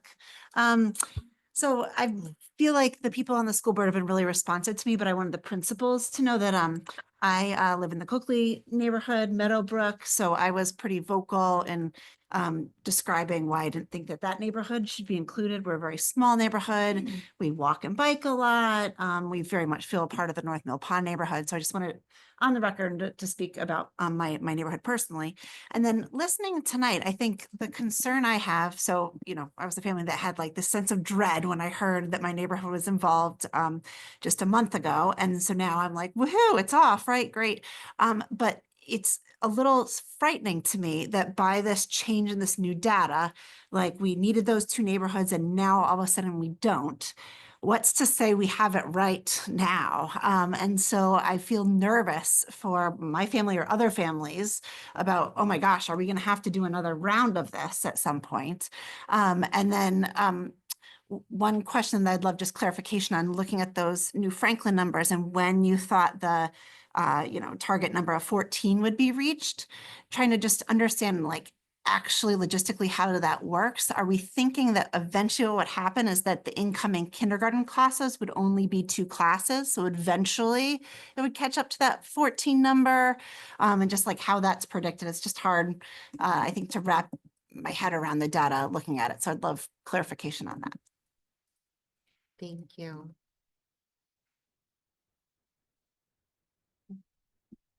Hi, I'm Caitlin Beach. I do have a statement that I'm going to read, but I also just want to make a point because a lot of conversation has been made about the survey and that grandfathering and the decisions that were made were based on that feedback.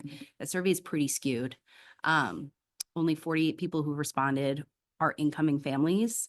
And I know that there was an effort to send out that survey to daycares and preschools, but it missed the mark. You did not engage that part of the community in the conversation. So a lot of the feedback is for current families. So I just want to caution the committee before we're making decisions about grandfathering, that we really think about the fact that it's really one chunk of the community was vocal about that, and we didn't engage everyone. So my name is Caitlin Beach. I live in the Powder House neighborhood. I'm here tonight to speak in opposition of the newest redistricting plan as it reverts back to separating neighborhoods, which does not align with the guiding principles set forth by the redistricting committee, and also creates a transition period of 12 years. I'm not only speaking out as a concerned parent of incoming students, but also as an educator with almost 20 years experience, having worked as a classroom teacher, school counselor, and building administrator. In section, excuse me, in section 1 of the committee report, the report outlined and restated the guiding principles, which included neighborhoods kept together. In section 3, the report stated it explored banded schools, but determined that there would be, quote, negative impacts to neighborhood cohesion. In section 4, which I did read, which is the methodology part, the report stated the committee used, quote, current students and their location to create an equitable, data-driven neighborhood approach. Given that the committee report outlined and emphasized the importance of neighborhood cohesion and even reiterated the importance of the guiding principle of keeping neighborhoods together, I was deeply concerned to see the transition plan has all incoming students, even those not yet born with a sibling already at New Franklin, grandfathered in, while all families with firstborn children starting in kindergarten of 2025 or later attending Little Harbor. This plan negatively impacts neighborhoods and continues to go against the guiding principle established at the very beginning of this process, which was to keep neighborhoods together. To paint a picture, because I just think it's important for you to really know what it's going to feel like in the neighborhood. The 3 children directly across the street from my house, 2 of whom will be in the same grades as my daughters, will go to New Franklin, while my children will go to Little Harbor. And again, I've worked at all 3 schools. They're all lovely. I'm confident that their education wherever they go is going to be great. The 2 children who are in my daughter's preschool class who live in our neighborhood will also go to New Franklin because according to this plan, they will be grandfathered in. Our neighborhood is our community. These children are my children's peers. If the committee decides to move ahead with the current plan outlined, you will be changing this for my children and many others who will be isolated within their neighborhoods, the only community they have come to know. Adopting the current redistricting plan and allowing grandfathering of siblings not yet part of the school system will absolutely impact our Portsmouth neighborhoods negatively. Please do what's right for all kids. It is understandable that parents may have concerns about transitioning their current elementary school child to a different school, but keeping our neighborhoods intact is a concern and need as well. A reasonable accommodation that would meet the needs of current students and also allow same-age children in neighborhoods to attend the same school and get to the goal of equitable class sizes and flexible classroom spaces much sooner would be to allow current students to remain at their current elementary school if they choose and have all incoming children attend Little Harbor. This plan aligns with the guiding principles, responds to parent concerns about providing a stable elementary school experience by not moving currently enrolled students, and also keep same-age children in neighborhoods together at the same elementary school. By transitioning all incoming students without sibling grandfathering to Little Harbor in 2025, the board will also be acting as good stewards of the district resources. It will remove potential financial burden to taxpayers by using the space we have, alleviating the need for additional expenses like portable classrooms for overcrowded schools or future bubble classes, as well as additional bus routes that may be needed to accommodate split neighborhoods. And most importantly, it would provide equitable class sizes across the district and equitable flexible classroom spaces in each school so that regardless of which school a child goes to in Portsmouth, they will have the same resources and student-teacher ratio. You have a duty to do what is right for all children. Please adopt a plan that provides equitable education, resources, and opportunity across all 3 elementary schools and honors the city's vision and commitment to neighborhood schools by keeping neighborhoods together. Thank you for your time and consideration.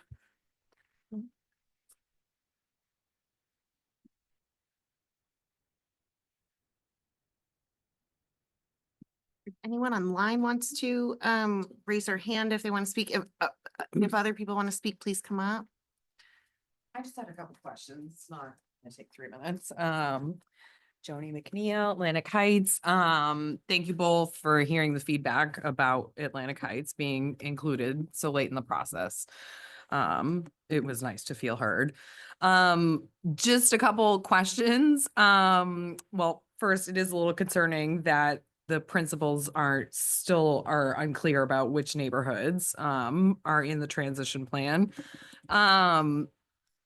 I know it's a little late in the process, but would it be possible to send a follow-up survey to the affected neighborhoods, like maybe after a list of the streets is sent out? I feel like when the survey was sent, it was all just like, up in the air. Nobody really knew what was going on. So it might be helpful to hear like, okay, now that there's a plan in place, like what would you actually plan to do? Again, you're voting on this next week, so I don't know how helpful that would be at this point. And then I'm mostly just curious, like, what are the next steps after this? So it goes to vote next week. then what happens? Is that just like the plan in place, or does it go through a few more steps? I'm just curious about that. Thanks, Joan. Thanks, John.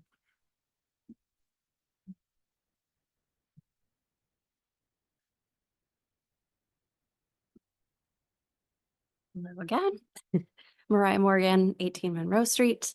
I said a small version of this in the last public input session, and I will reiterate, you've heard a couple of New Franklin moms say this. I would like to say it on behalf of some of the Dondero parents' concerns, but I'll start with the positive, which is again, am so appreciative of the listening that was done in this process. I think many of us tuned in because we were really upset at the idea of losing choice for our children. I have an incoming kindergartner next fall and a third grader who is extremely happy at Dondero and would never want him uprooted, and also don't want two kids at two different schools. So I started to pay attention because of that. I still come to these meetings because, like many, I am concerned about the equity conversation here. One of my biggest concerns actually about having my family in Portsmouth, New Hampshire is the lack of diversity here. And I cannot tell you what a wonderful thing it is to go to a holiday concert for Dondero and see a Diwali dance coordinated by students who celebrate the holiday. That's a hard thing to come by around here. And I would just like to echo the fact that for many, Little Harbor is seen as the wealthy neighborhood. It's the wealthy school. It's a really hard thing for all of us to talk about because nobody wants to point out you have more, you have less. The fact is, I think we need to acknowledge the differences and be very, very careful about what this is doing to the schools.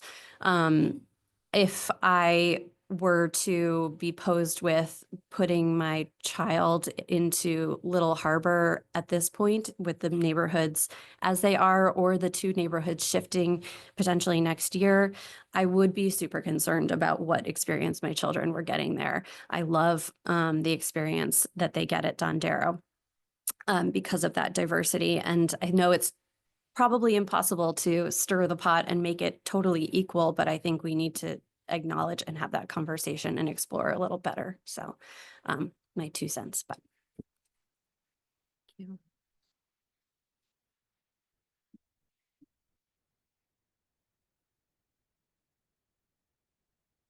Hi, I'm Trisha Russ Anderson, 328 Aldrich Road. I have one question, quick question really, and then I'm going to jump on the equity bandwagon.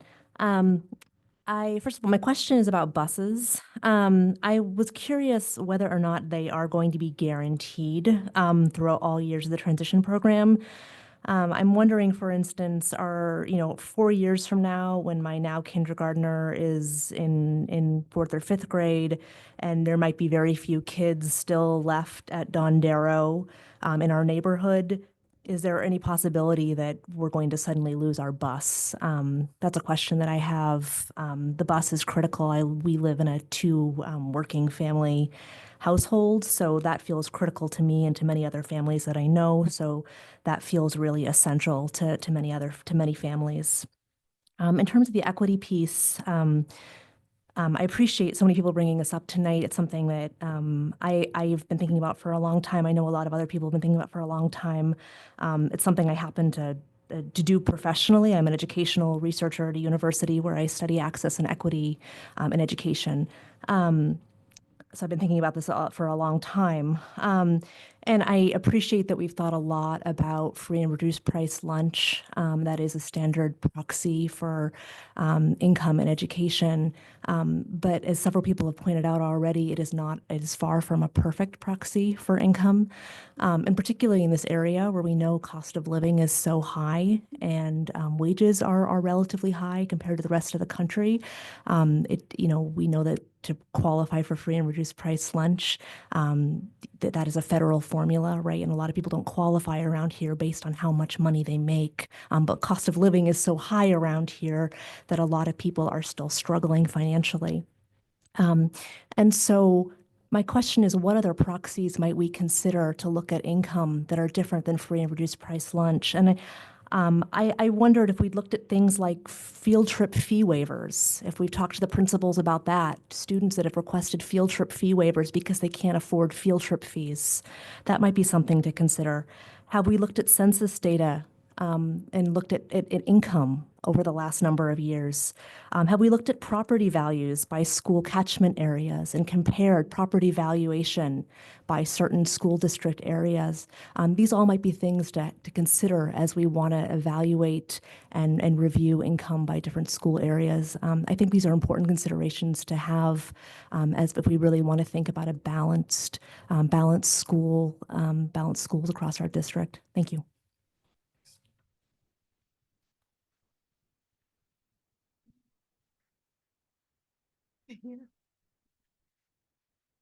I'm Jamie Dunaway. I'm at 253 Melbourne Street. It's in the Potter House neighborhood. And I have the 3 children across the street from Kate. I was a second grader at New Franklin, and one of her greatest concerns is, do the other schools have golden tickets? Because she will absolutely die if she does not get golden tickets. But anyway, she has loved New Franklin. So I was a second grader. I have a currently 3-year-old. She would be the 26-27 school year, and I have a 9-month-old. So for me, the transition period will be the next 12 years. So I think it does. I am grateful for the option to choose to have Elliot stay at New Franklin. I think I think her particular little neighborhood cohort will be there. And I love that opportunity for her. And I'm really grateful that you guys have worked really hard to come up with a plan that I think satisfies many things that many people are concerned about. And no plan is perfect. There's no way everyone will be happy. But for my younger kids, technically they would both still qualify to stay through their years at New Franklin. But pretty much all of their neighborhood peers will be required to go to Little Harbor. Certainly, all of my 9-month-old, there aren't any other kids in the neighborhood, I believe, that have the same age spread. And my kids' age spread is certainly not the board's responsibility. That's my problem to deal with. But that is just and hopefully I'm a more unique situation in that regard, but it does kind of put us in a weird spot of, do we try to keep our neighborhood together for some of our kids? Do we try to keep them with their school peers who at this current time are also the neighborhood peers? So kind of which sphere, our neighborhood community and our school community has been the same sphere. And with this change, that won't be true for my 2 younger kids. So how do I choose which one to invest my time and energy in? Because I don't have a lot of that. So yeah, no real questions or anything other than just I just wanted you to hear that. Thank you. I think we'll end public comment, seeing no other hands. I have, as a qualitative researcher, have themed into 5 different topics to guide discussion, if that's okay with folks. 1, I'll just run down, do we have it right now? 2, who decides the busing and what's that situation? 3, concerns about the survey and assessment of non-enrolled families. And then big topic of equity. And then finally, the last steps. Is there any other big picture? Okay, so the first question, do we have it right now? I think that No. like, do we have it right? Oh, do we have it right? Do we have it right comma now. right now? Do we Okay. have it right now? Comma right. Yeah. So I think, I think there's constantly throughout this process been this challenge of the data the database and everything changing constantly. I think from our perspective as co-chairs, we thought that the 3 neighborhood solution was feasible, had a good transition period. And had received some feedback of like, wait for this report. And we thought that the report would probably be pretty similar. It actually, the NASDAQ report was lower. To be honest, from my perspective, I thought that we had it right with the 3 neighborhood solution before The first time. the first time. Yeah. And then we really got pushed on, the numbers aren't right, they're not lining up. And so I apologize for the panic we have created. But I hope that people can understand the perspective of once we thought we needed to include more and do more to have an impact, we tried to do our best, which was not enough, but we tried to do our best in order to put out messaging, include people in the conversation, and get feedback. And once the neighborhoods got the message, we got the feedback, we were able to have the conversation and learn a lot more about the neighborhoods. Do you want to talk about, do we have it right now? Right now? Yeah, I mean, I think, and I said this in well, I've said this a few different times, which is, I'm laden with doubt. But, but I don't, but that isn't, but I think I think it would be foolish not to be on any kind of large decision. And I think the doubt comes from anxiety, the doubt comes from fear, the doubt doesn't come from the numbers. I think the numbers reveal that we should continue down this path. I think every time we've come back and rooted ourselves in what we actually know and what we think we can project, the plan becomes more clear. And it spreads that doubt out. So yes, it's been there. Do I think we have it right now? I think if we root ourselves in the data and we start from that perspective, I think given what we know right now, yes. I would also say that we have talked a lot about panic about next year, not like worry or anxiety, but just that with the trends and how they have gone, that we'll be looking at more without some shift, even if it's minor at first, that we're concerned about. Anyone else want to talk about, do we have it right now? I think you have these competing set priorities, which are not, they don't all row in the same direction. So there are these competing goods in the list of priorities that we have in terms of what we're trying to pursue. We have variables that we can't control. I was talking to somebody the other day, and I remember as we were thinking about, my wife and I thinking about as a couple, whether or not we were ready for kids. And the thing somebody said was, if you wait until you're ready, you're never gonna do it. And we'll never be able to perfectly control for every single variable. We will not.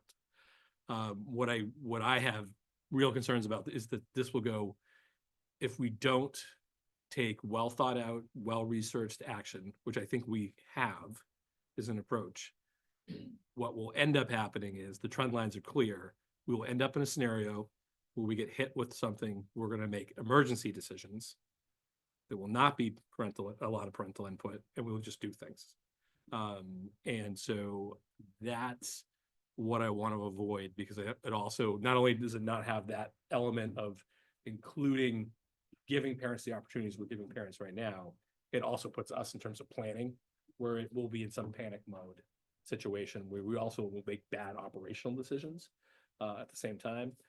Probably not the most, bad financial decisions, bad operational decisions, and will be less able to provide students high quality programming, because we will be making panic decisions in the moment as opposed to being thoughtful about something like this that we can phase in over time. So, so there is no perfect plan, to echo what some other people have said, but I think this is reasonably designed based on the information we have and the premises that we've built to get us eventually to where we need to go. And is also not foolproof to changes in the environment that we're in. So I think that I think one of the questions, to skip to another question, is around the busing piece. And it's like, are we guaranteeing busing from Wait. here? Finish this. Does anyone else Go ahead. want to say about the, do we have it right now? Just want to comment at all? Well, then we'll go to busing. Thank you. So busing, so I think it's one of these things where I think that the technical answer to any of this, like how long is it locked in, is who's the school board next year? What are the environments, what happens in terms of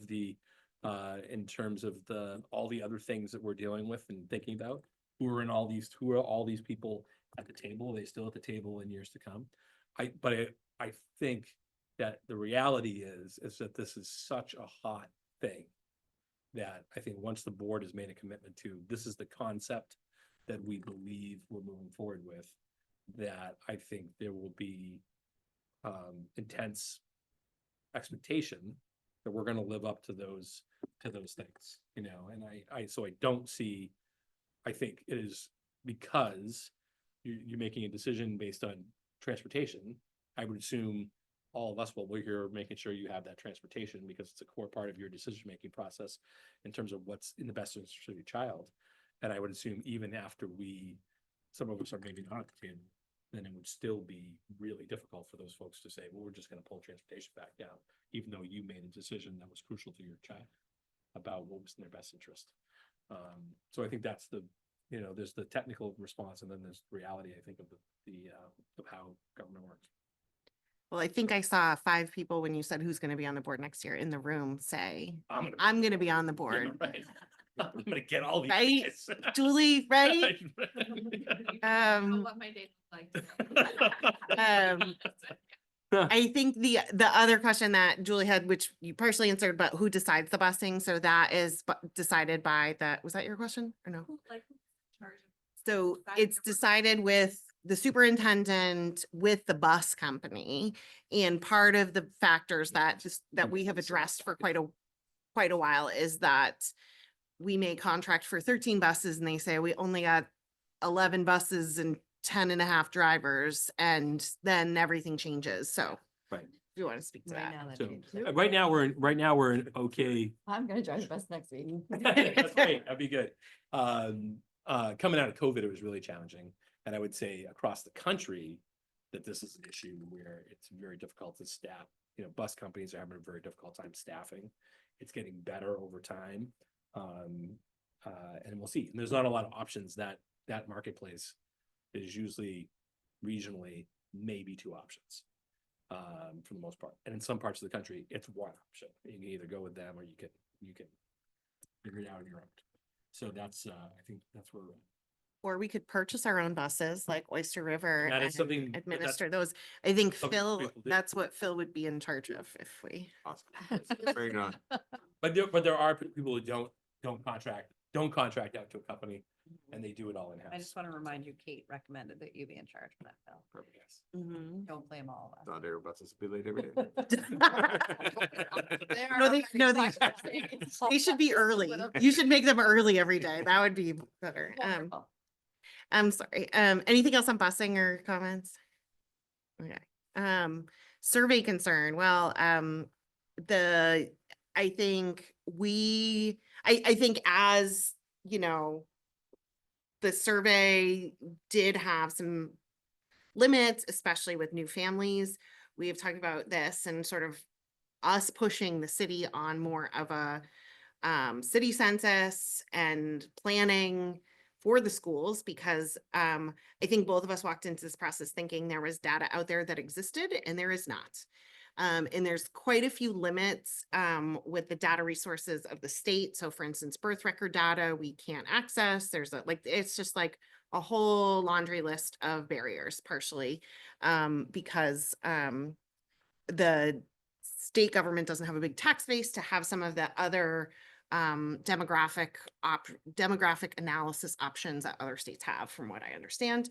I think that, you know, I think we had talked about in the process doing more outreach to the preschools, trying to track that, but also we learned that's relatively imperfect, and we didn't get we got some data, but really not enough to be comprehensive. And so I think that's to be determined. And what we felt was we did to our best ability of getting those, putting them in city newsletters, putting on the city pages, like doing what we could, and maybe with an educational researcher on the school board, then we can capitalize on free labor and see how I'm setting myself up here. Yeah, Mhm. bring 'em What do you in. guys? affect Anything your else for the sanitary survey? Replacements. I think I mean the survey I think was tied to Kate's comment around not capturing that incoming class. And I do want to take a moment to talk through that it is there is a decision around grandfathering or not grandfathering, and there is trade-offs there. And I think there's it's definitely the case that things are less definite with grandfathering in terms of the projections, and neighborhoods do have scenarios where there's families across the street from each other going to different schools. I think we have come to a conclusion that that family choice is trumping those concerns. And I don't think that's an easy decision to come to, but it is a decision. And I think that's sort of where we are with it. It's and maybe it's skewed based on the voices that have been in the room. But I also think that logically that if the scenario where the neighborhood stays together still can happen, it just requires everyone to choose the same thing. And in the scenario where you take that choice away, only one thing can happen. So I think this is a more flexible option, and that's one of the reasons, in addition to the voices from the community and the priority placed on family cohesion, is sort of that's my thinking about it. But I definitely recognize it's a trade-off, and there's no perfect side of that coin. Anything else on? Any other ideas on just like this is beyond the redistricting, but like successful strategies to track incoming projections, K enrollments, like years prior? We struggle with this every year, Yeah. Gary, as we survey preschools early on, and our numbers are sometimes right on and sometimes way off. And I think that that's just part of the deal, right? And so we've done some things to try and get kindergarten numbers locked in sooner with just registration processes. But that's really the only way we even know who's coming that year, let alone 2 or 3 years out. And there's a number of different preschools in the region that we tend to draw from. We've developed relationships with those people and can reach out and usually get a pretty good sense of how many 4-year-olds do you have right now?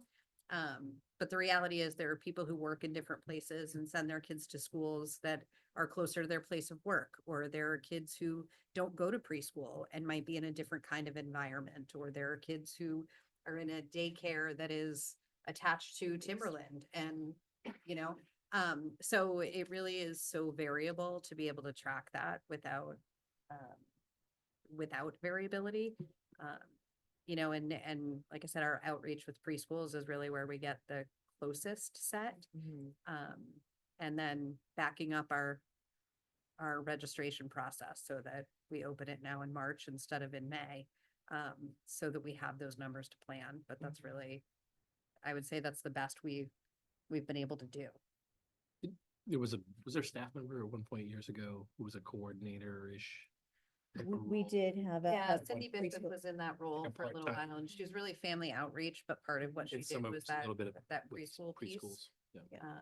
I mean, in And that's what addition, connected us to those preschools. Mhm. So what we did in that Mhm. committee, the subcommittee of the board. Yeah. That's maintained. So that was a big piece of that running But list. made the initial contacts. Okay. yeah, and the other piece is through public housing, where we have relationships with public housing where they'll provide us with dates of birth of children that are living within our 2 developments. And so that also helps track, because some of those children do not attend preschool, even although there's a preschool on Gosling property. Many families cannot afford that preschool. or because of various issues around debt, that they owe to the preschool, their younger siblings can't attend. So they're not in preschool. And so we just do direct outreach and door knocking. And those are families that are also not going to answer a survey. Those are families, again, that, it's whether it was Cindy Bishop, whether it's through our guidance team, whether it's through, through the principals here of doing door knocking and sitting down and talking to families and asking their thoughts around these types of questions. There are families that are not as comfortable coming and speaking and sharing some of their feedback.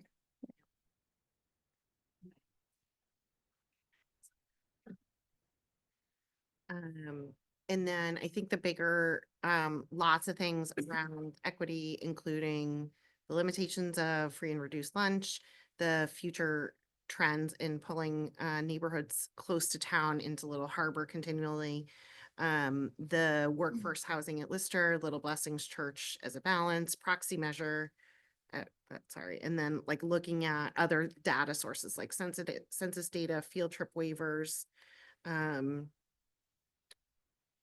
which is a lot. I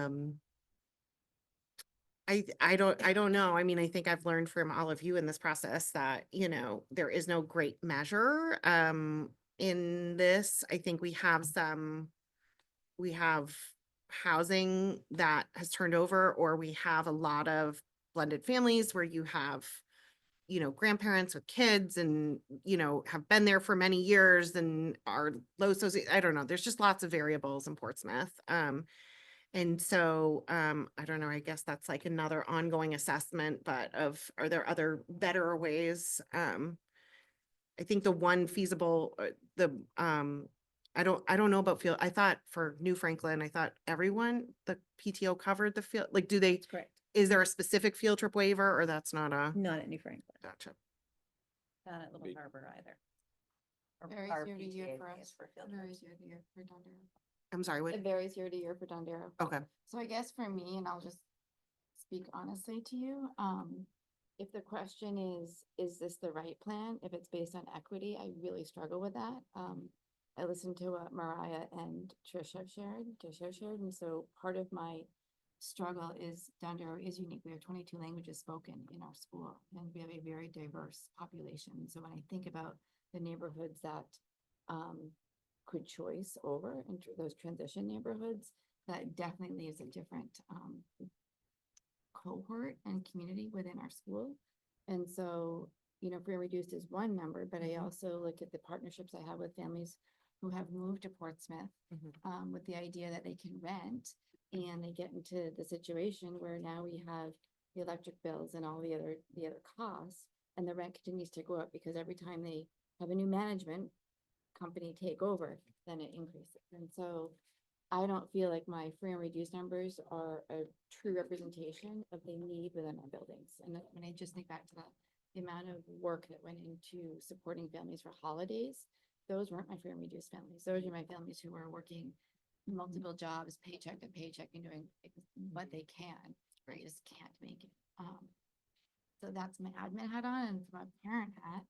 I have a fourth grader, and so having her in a school that is diverse, both culturally and socioeconomically, is an important piece. And I shared this with Zach. Like, we live in a town or a city that her norm is, skiing. Her norm is summer camps, like that are booked in January.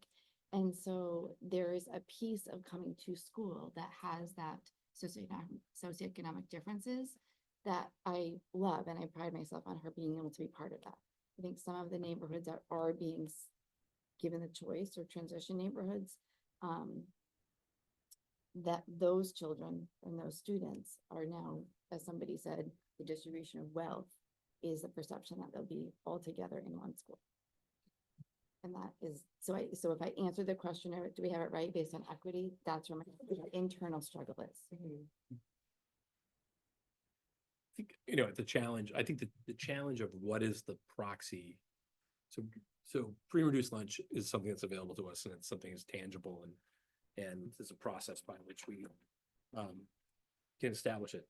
I know, I haven't got to tell a back in Vermont story in a while, but back in Vermont, we were working, there was a team of administrators and business managers who were working with the House Ways and Means, the new House Ways and Means Committee, to explore what are what are trying to see if I can go in rhythm to the bells. It's my watch. Should we get in? So anyway, we were trying to establish, we were working with folks, both, on House Ways and Means and then also through Senator Sanders' office to try to determine if Vermont could move away from FRL as a means of establishing, as being the sole indicator of poverty and how we were going to address it. And that ultimately, after months of work, we couldn't find another approach to that we thought the state could implement well. And then eventually pulled back from that thing. So I think it's a struggle. It's a struggle to try to find, to know that FRL as a means of determining what's going on with students, it doesn't tell a full enough story. And then simultaneously, anecdotes can also be a rabbit hole you go down, and you tell narratives about certain parts of the community or what's happening in certain areas, which may or may not be reflective of hard data of what their actual experience is at the same time. So I think it can cut both ways, the fact that we're stuck with FRL as a primary tether. Yeah. I also think for me, like some of the neighborhoods that are designated more of those higher needs, Yeah. not every family living there. No. Because the design of some of these neighborhoods wasn't about, from a housing perspective, was workforce housing in a different capacity, just with a different name. And so not every family who lives at Wamisit is somebody who needs government assistance. And Right. so I think that's an important piece to put out there.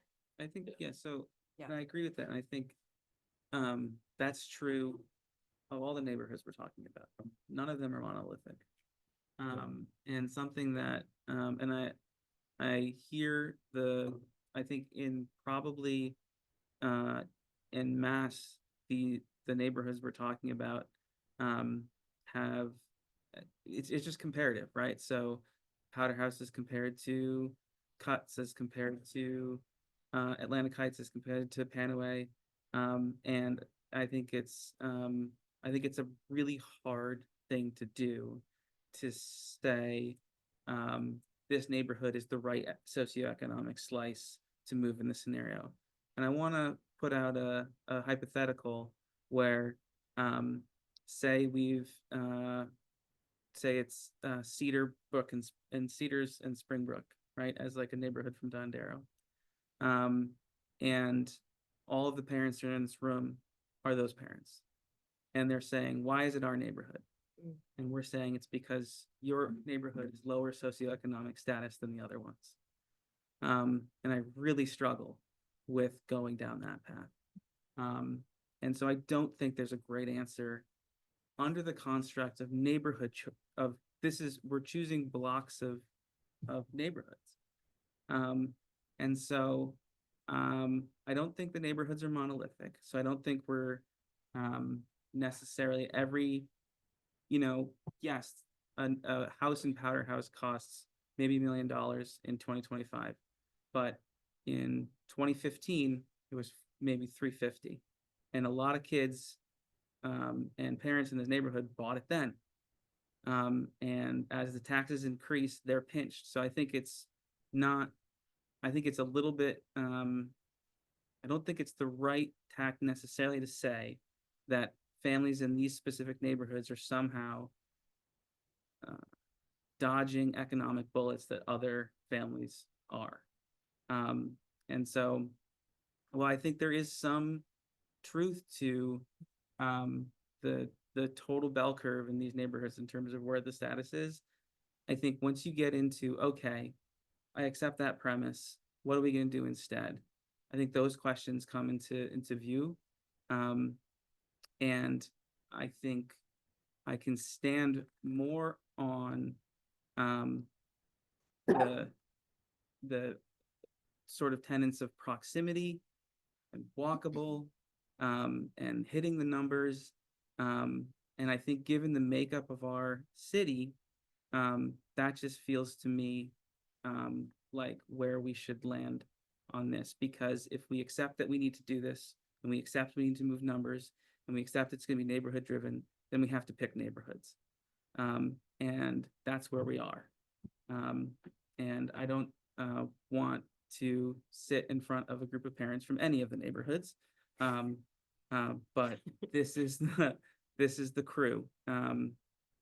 So I think that's sort of where my reasoning goes on this.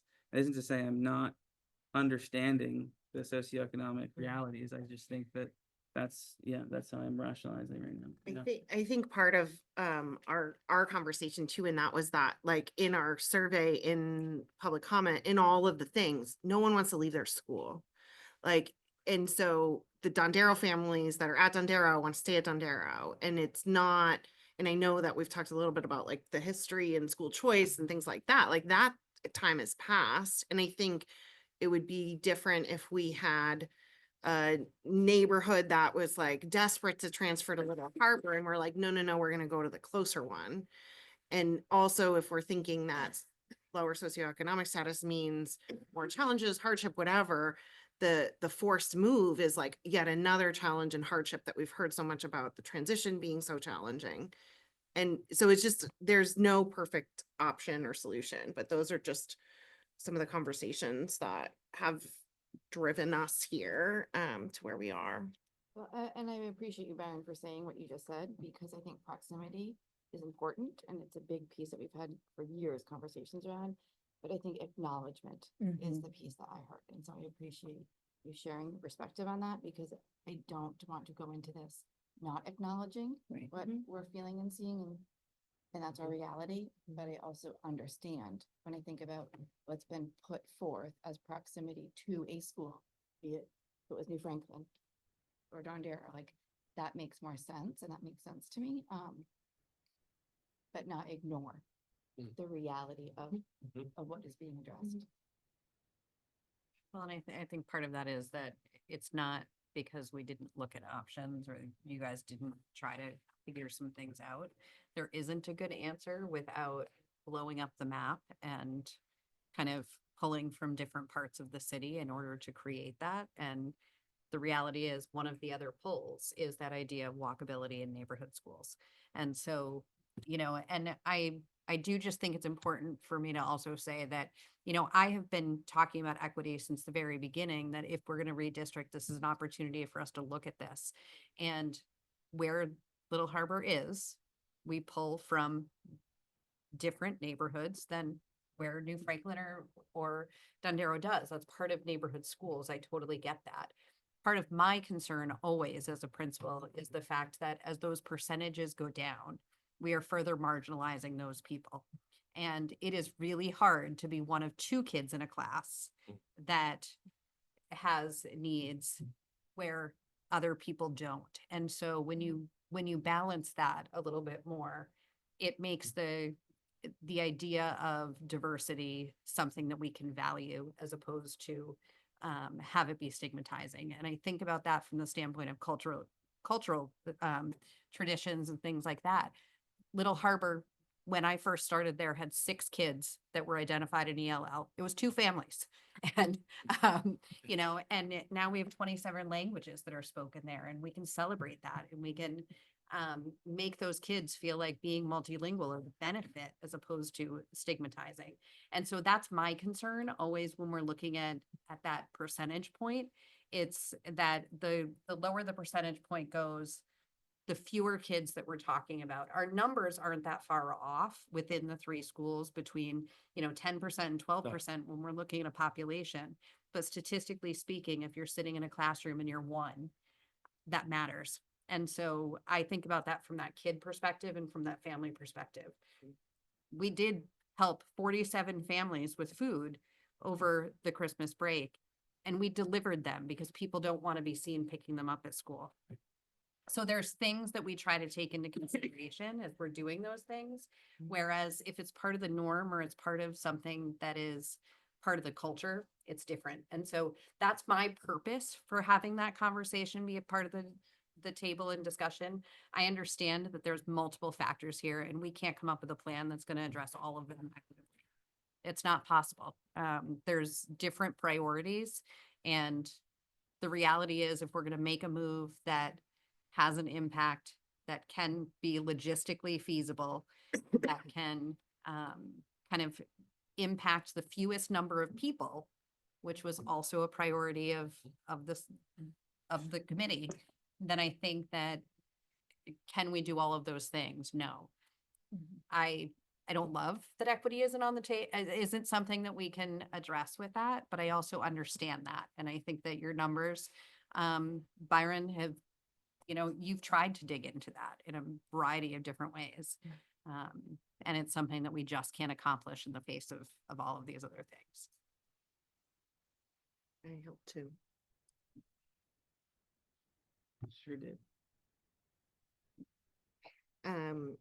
Me think let me just get my notes on if there's any. Mhm.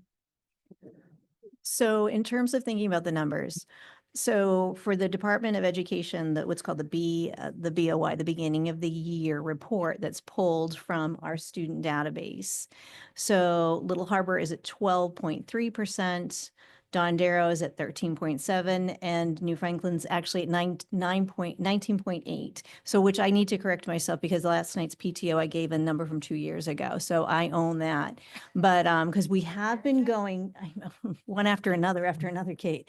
But what it's been, we have been, and that's a part of what's been happening to Portsmouth itself is, we have seen in the time that I've been principal there was over 30% and now down to close to 20%.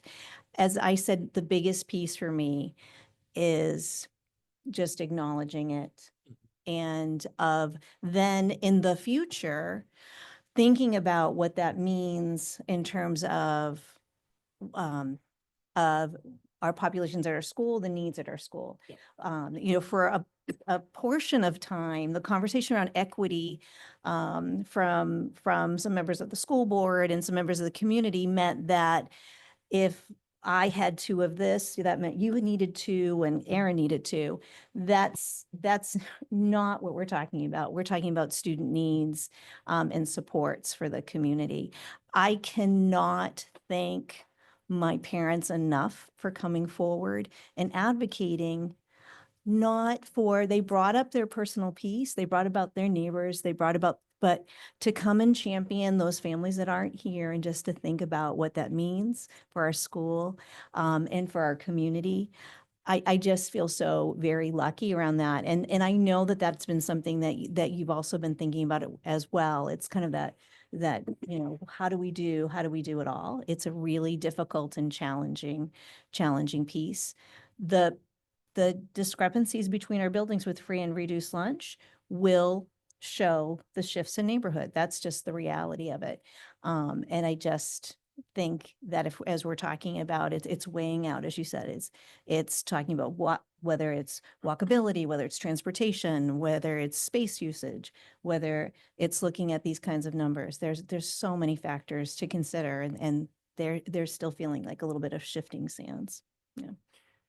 And I think as part of this process, so much of it has been just understanding that, like what you had said about, it's not the same. It's not, we need 2 of this here and 2 of that here, but also ensuring that like as educators, you're deciding, or as administrator educators, you're deciding that and able to work collaboratively to say with these shifts, if this plan goes forward, we're looking at broadly, okay, 2 kids with IEPs went here and this happened and that happened. And that piece is part of the managing like each unique school and then the needs of the changes in students as well. And that, as we've talked about, some of the roles are different in each place, or there's different specific roles that have developed. And although that's just been a big learning and being on the board of that's a great thing, not a thing to uniform everyone get into this, because you really shift a culture and a climate and, all of those things. So I think I like the piece of appreciating differences and that they all have a unique makeup with unique needs too. And that we're flexible or giving flexibility to the staff to best address that.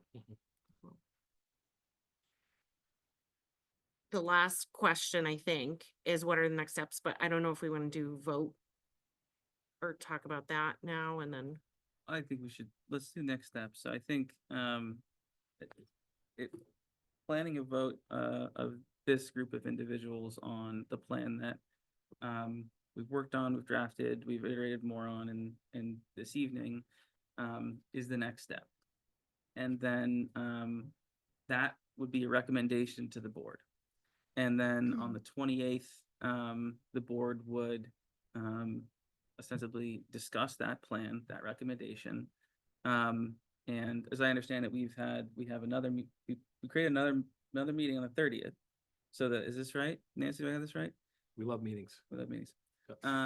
So we created another meeting, meeting on the 30th so that the business of the 28th can focus on redistricting.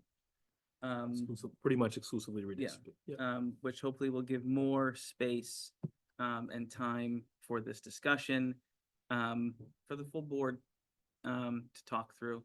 So I think that's the next steps. And then beyond that, were that to pass a vote of the board, my assumption is that the administration would take, the language in the plan, and We're off to yeah, create implementation. So for clarification, we're voting on redistricting. Right now. No, that's what like our committee would vote on the redistricting and then you present that to the board. Yes, And then the implementation would be at the discretion of Zach and yes, the administration. yes. Mhm. And I think with that, get my language.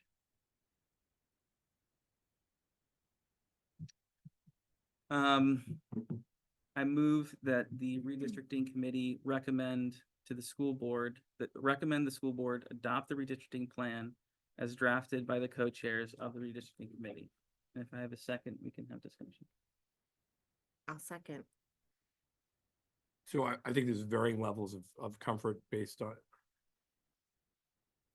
amongst principals about voting for a plan. I think they've done a lot of work to contribute. There's been a lot of suggestions people have made over the course of the evening. But I think there's a certain amount of we principals want to give our expertise to the process. We want to fully vet what it is, and then but some concern about whether or not it's their role to vote on endorsing a plan. I'm happy at my, I've gone through my own machinations on various different levels of concern as we've gone through. And I'm very comfortable in my position that it's, again, there is no perfect plan. But I think we've answered a lot of the concerns that we as a collective have, and we'll continue to work through those if the board was to adopt the report and then say, this is what we want you to do, that we would look forward to executing that well as a group. So, Thank you. yeah.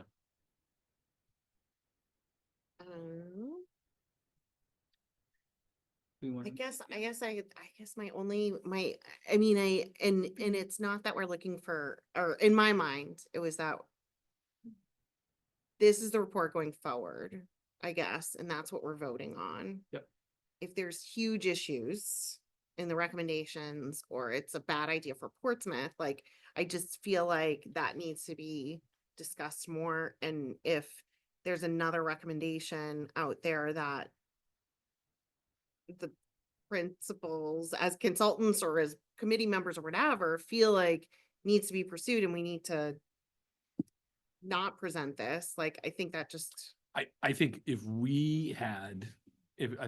again, I'm putting myself out there in terms of where I think if there were this is a problem with throwing up a red flag. We can't, this is not something we can implement. It's not something we feel comfortable implementing. You would have heard that articulated. Okay, so what do you want? Well, I mean, we have a motion and I think we did, I mean, if members of the, committee don't feel comfortable, voting up or down, I think abstention, think it's is, appropriate. is appropriate. But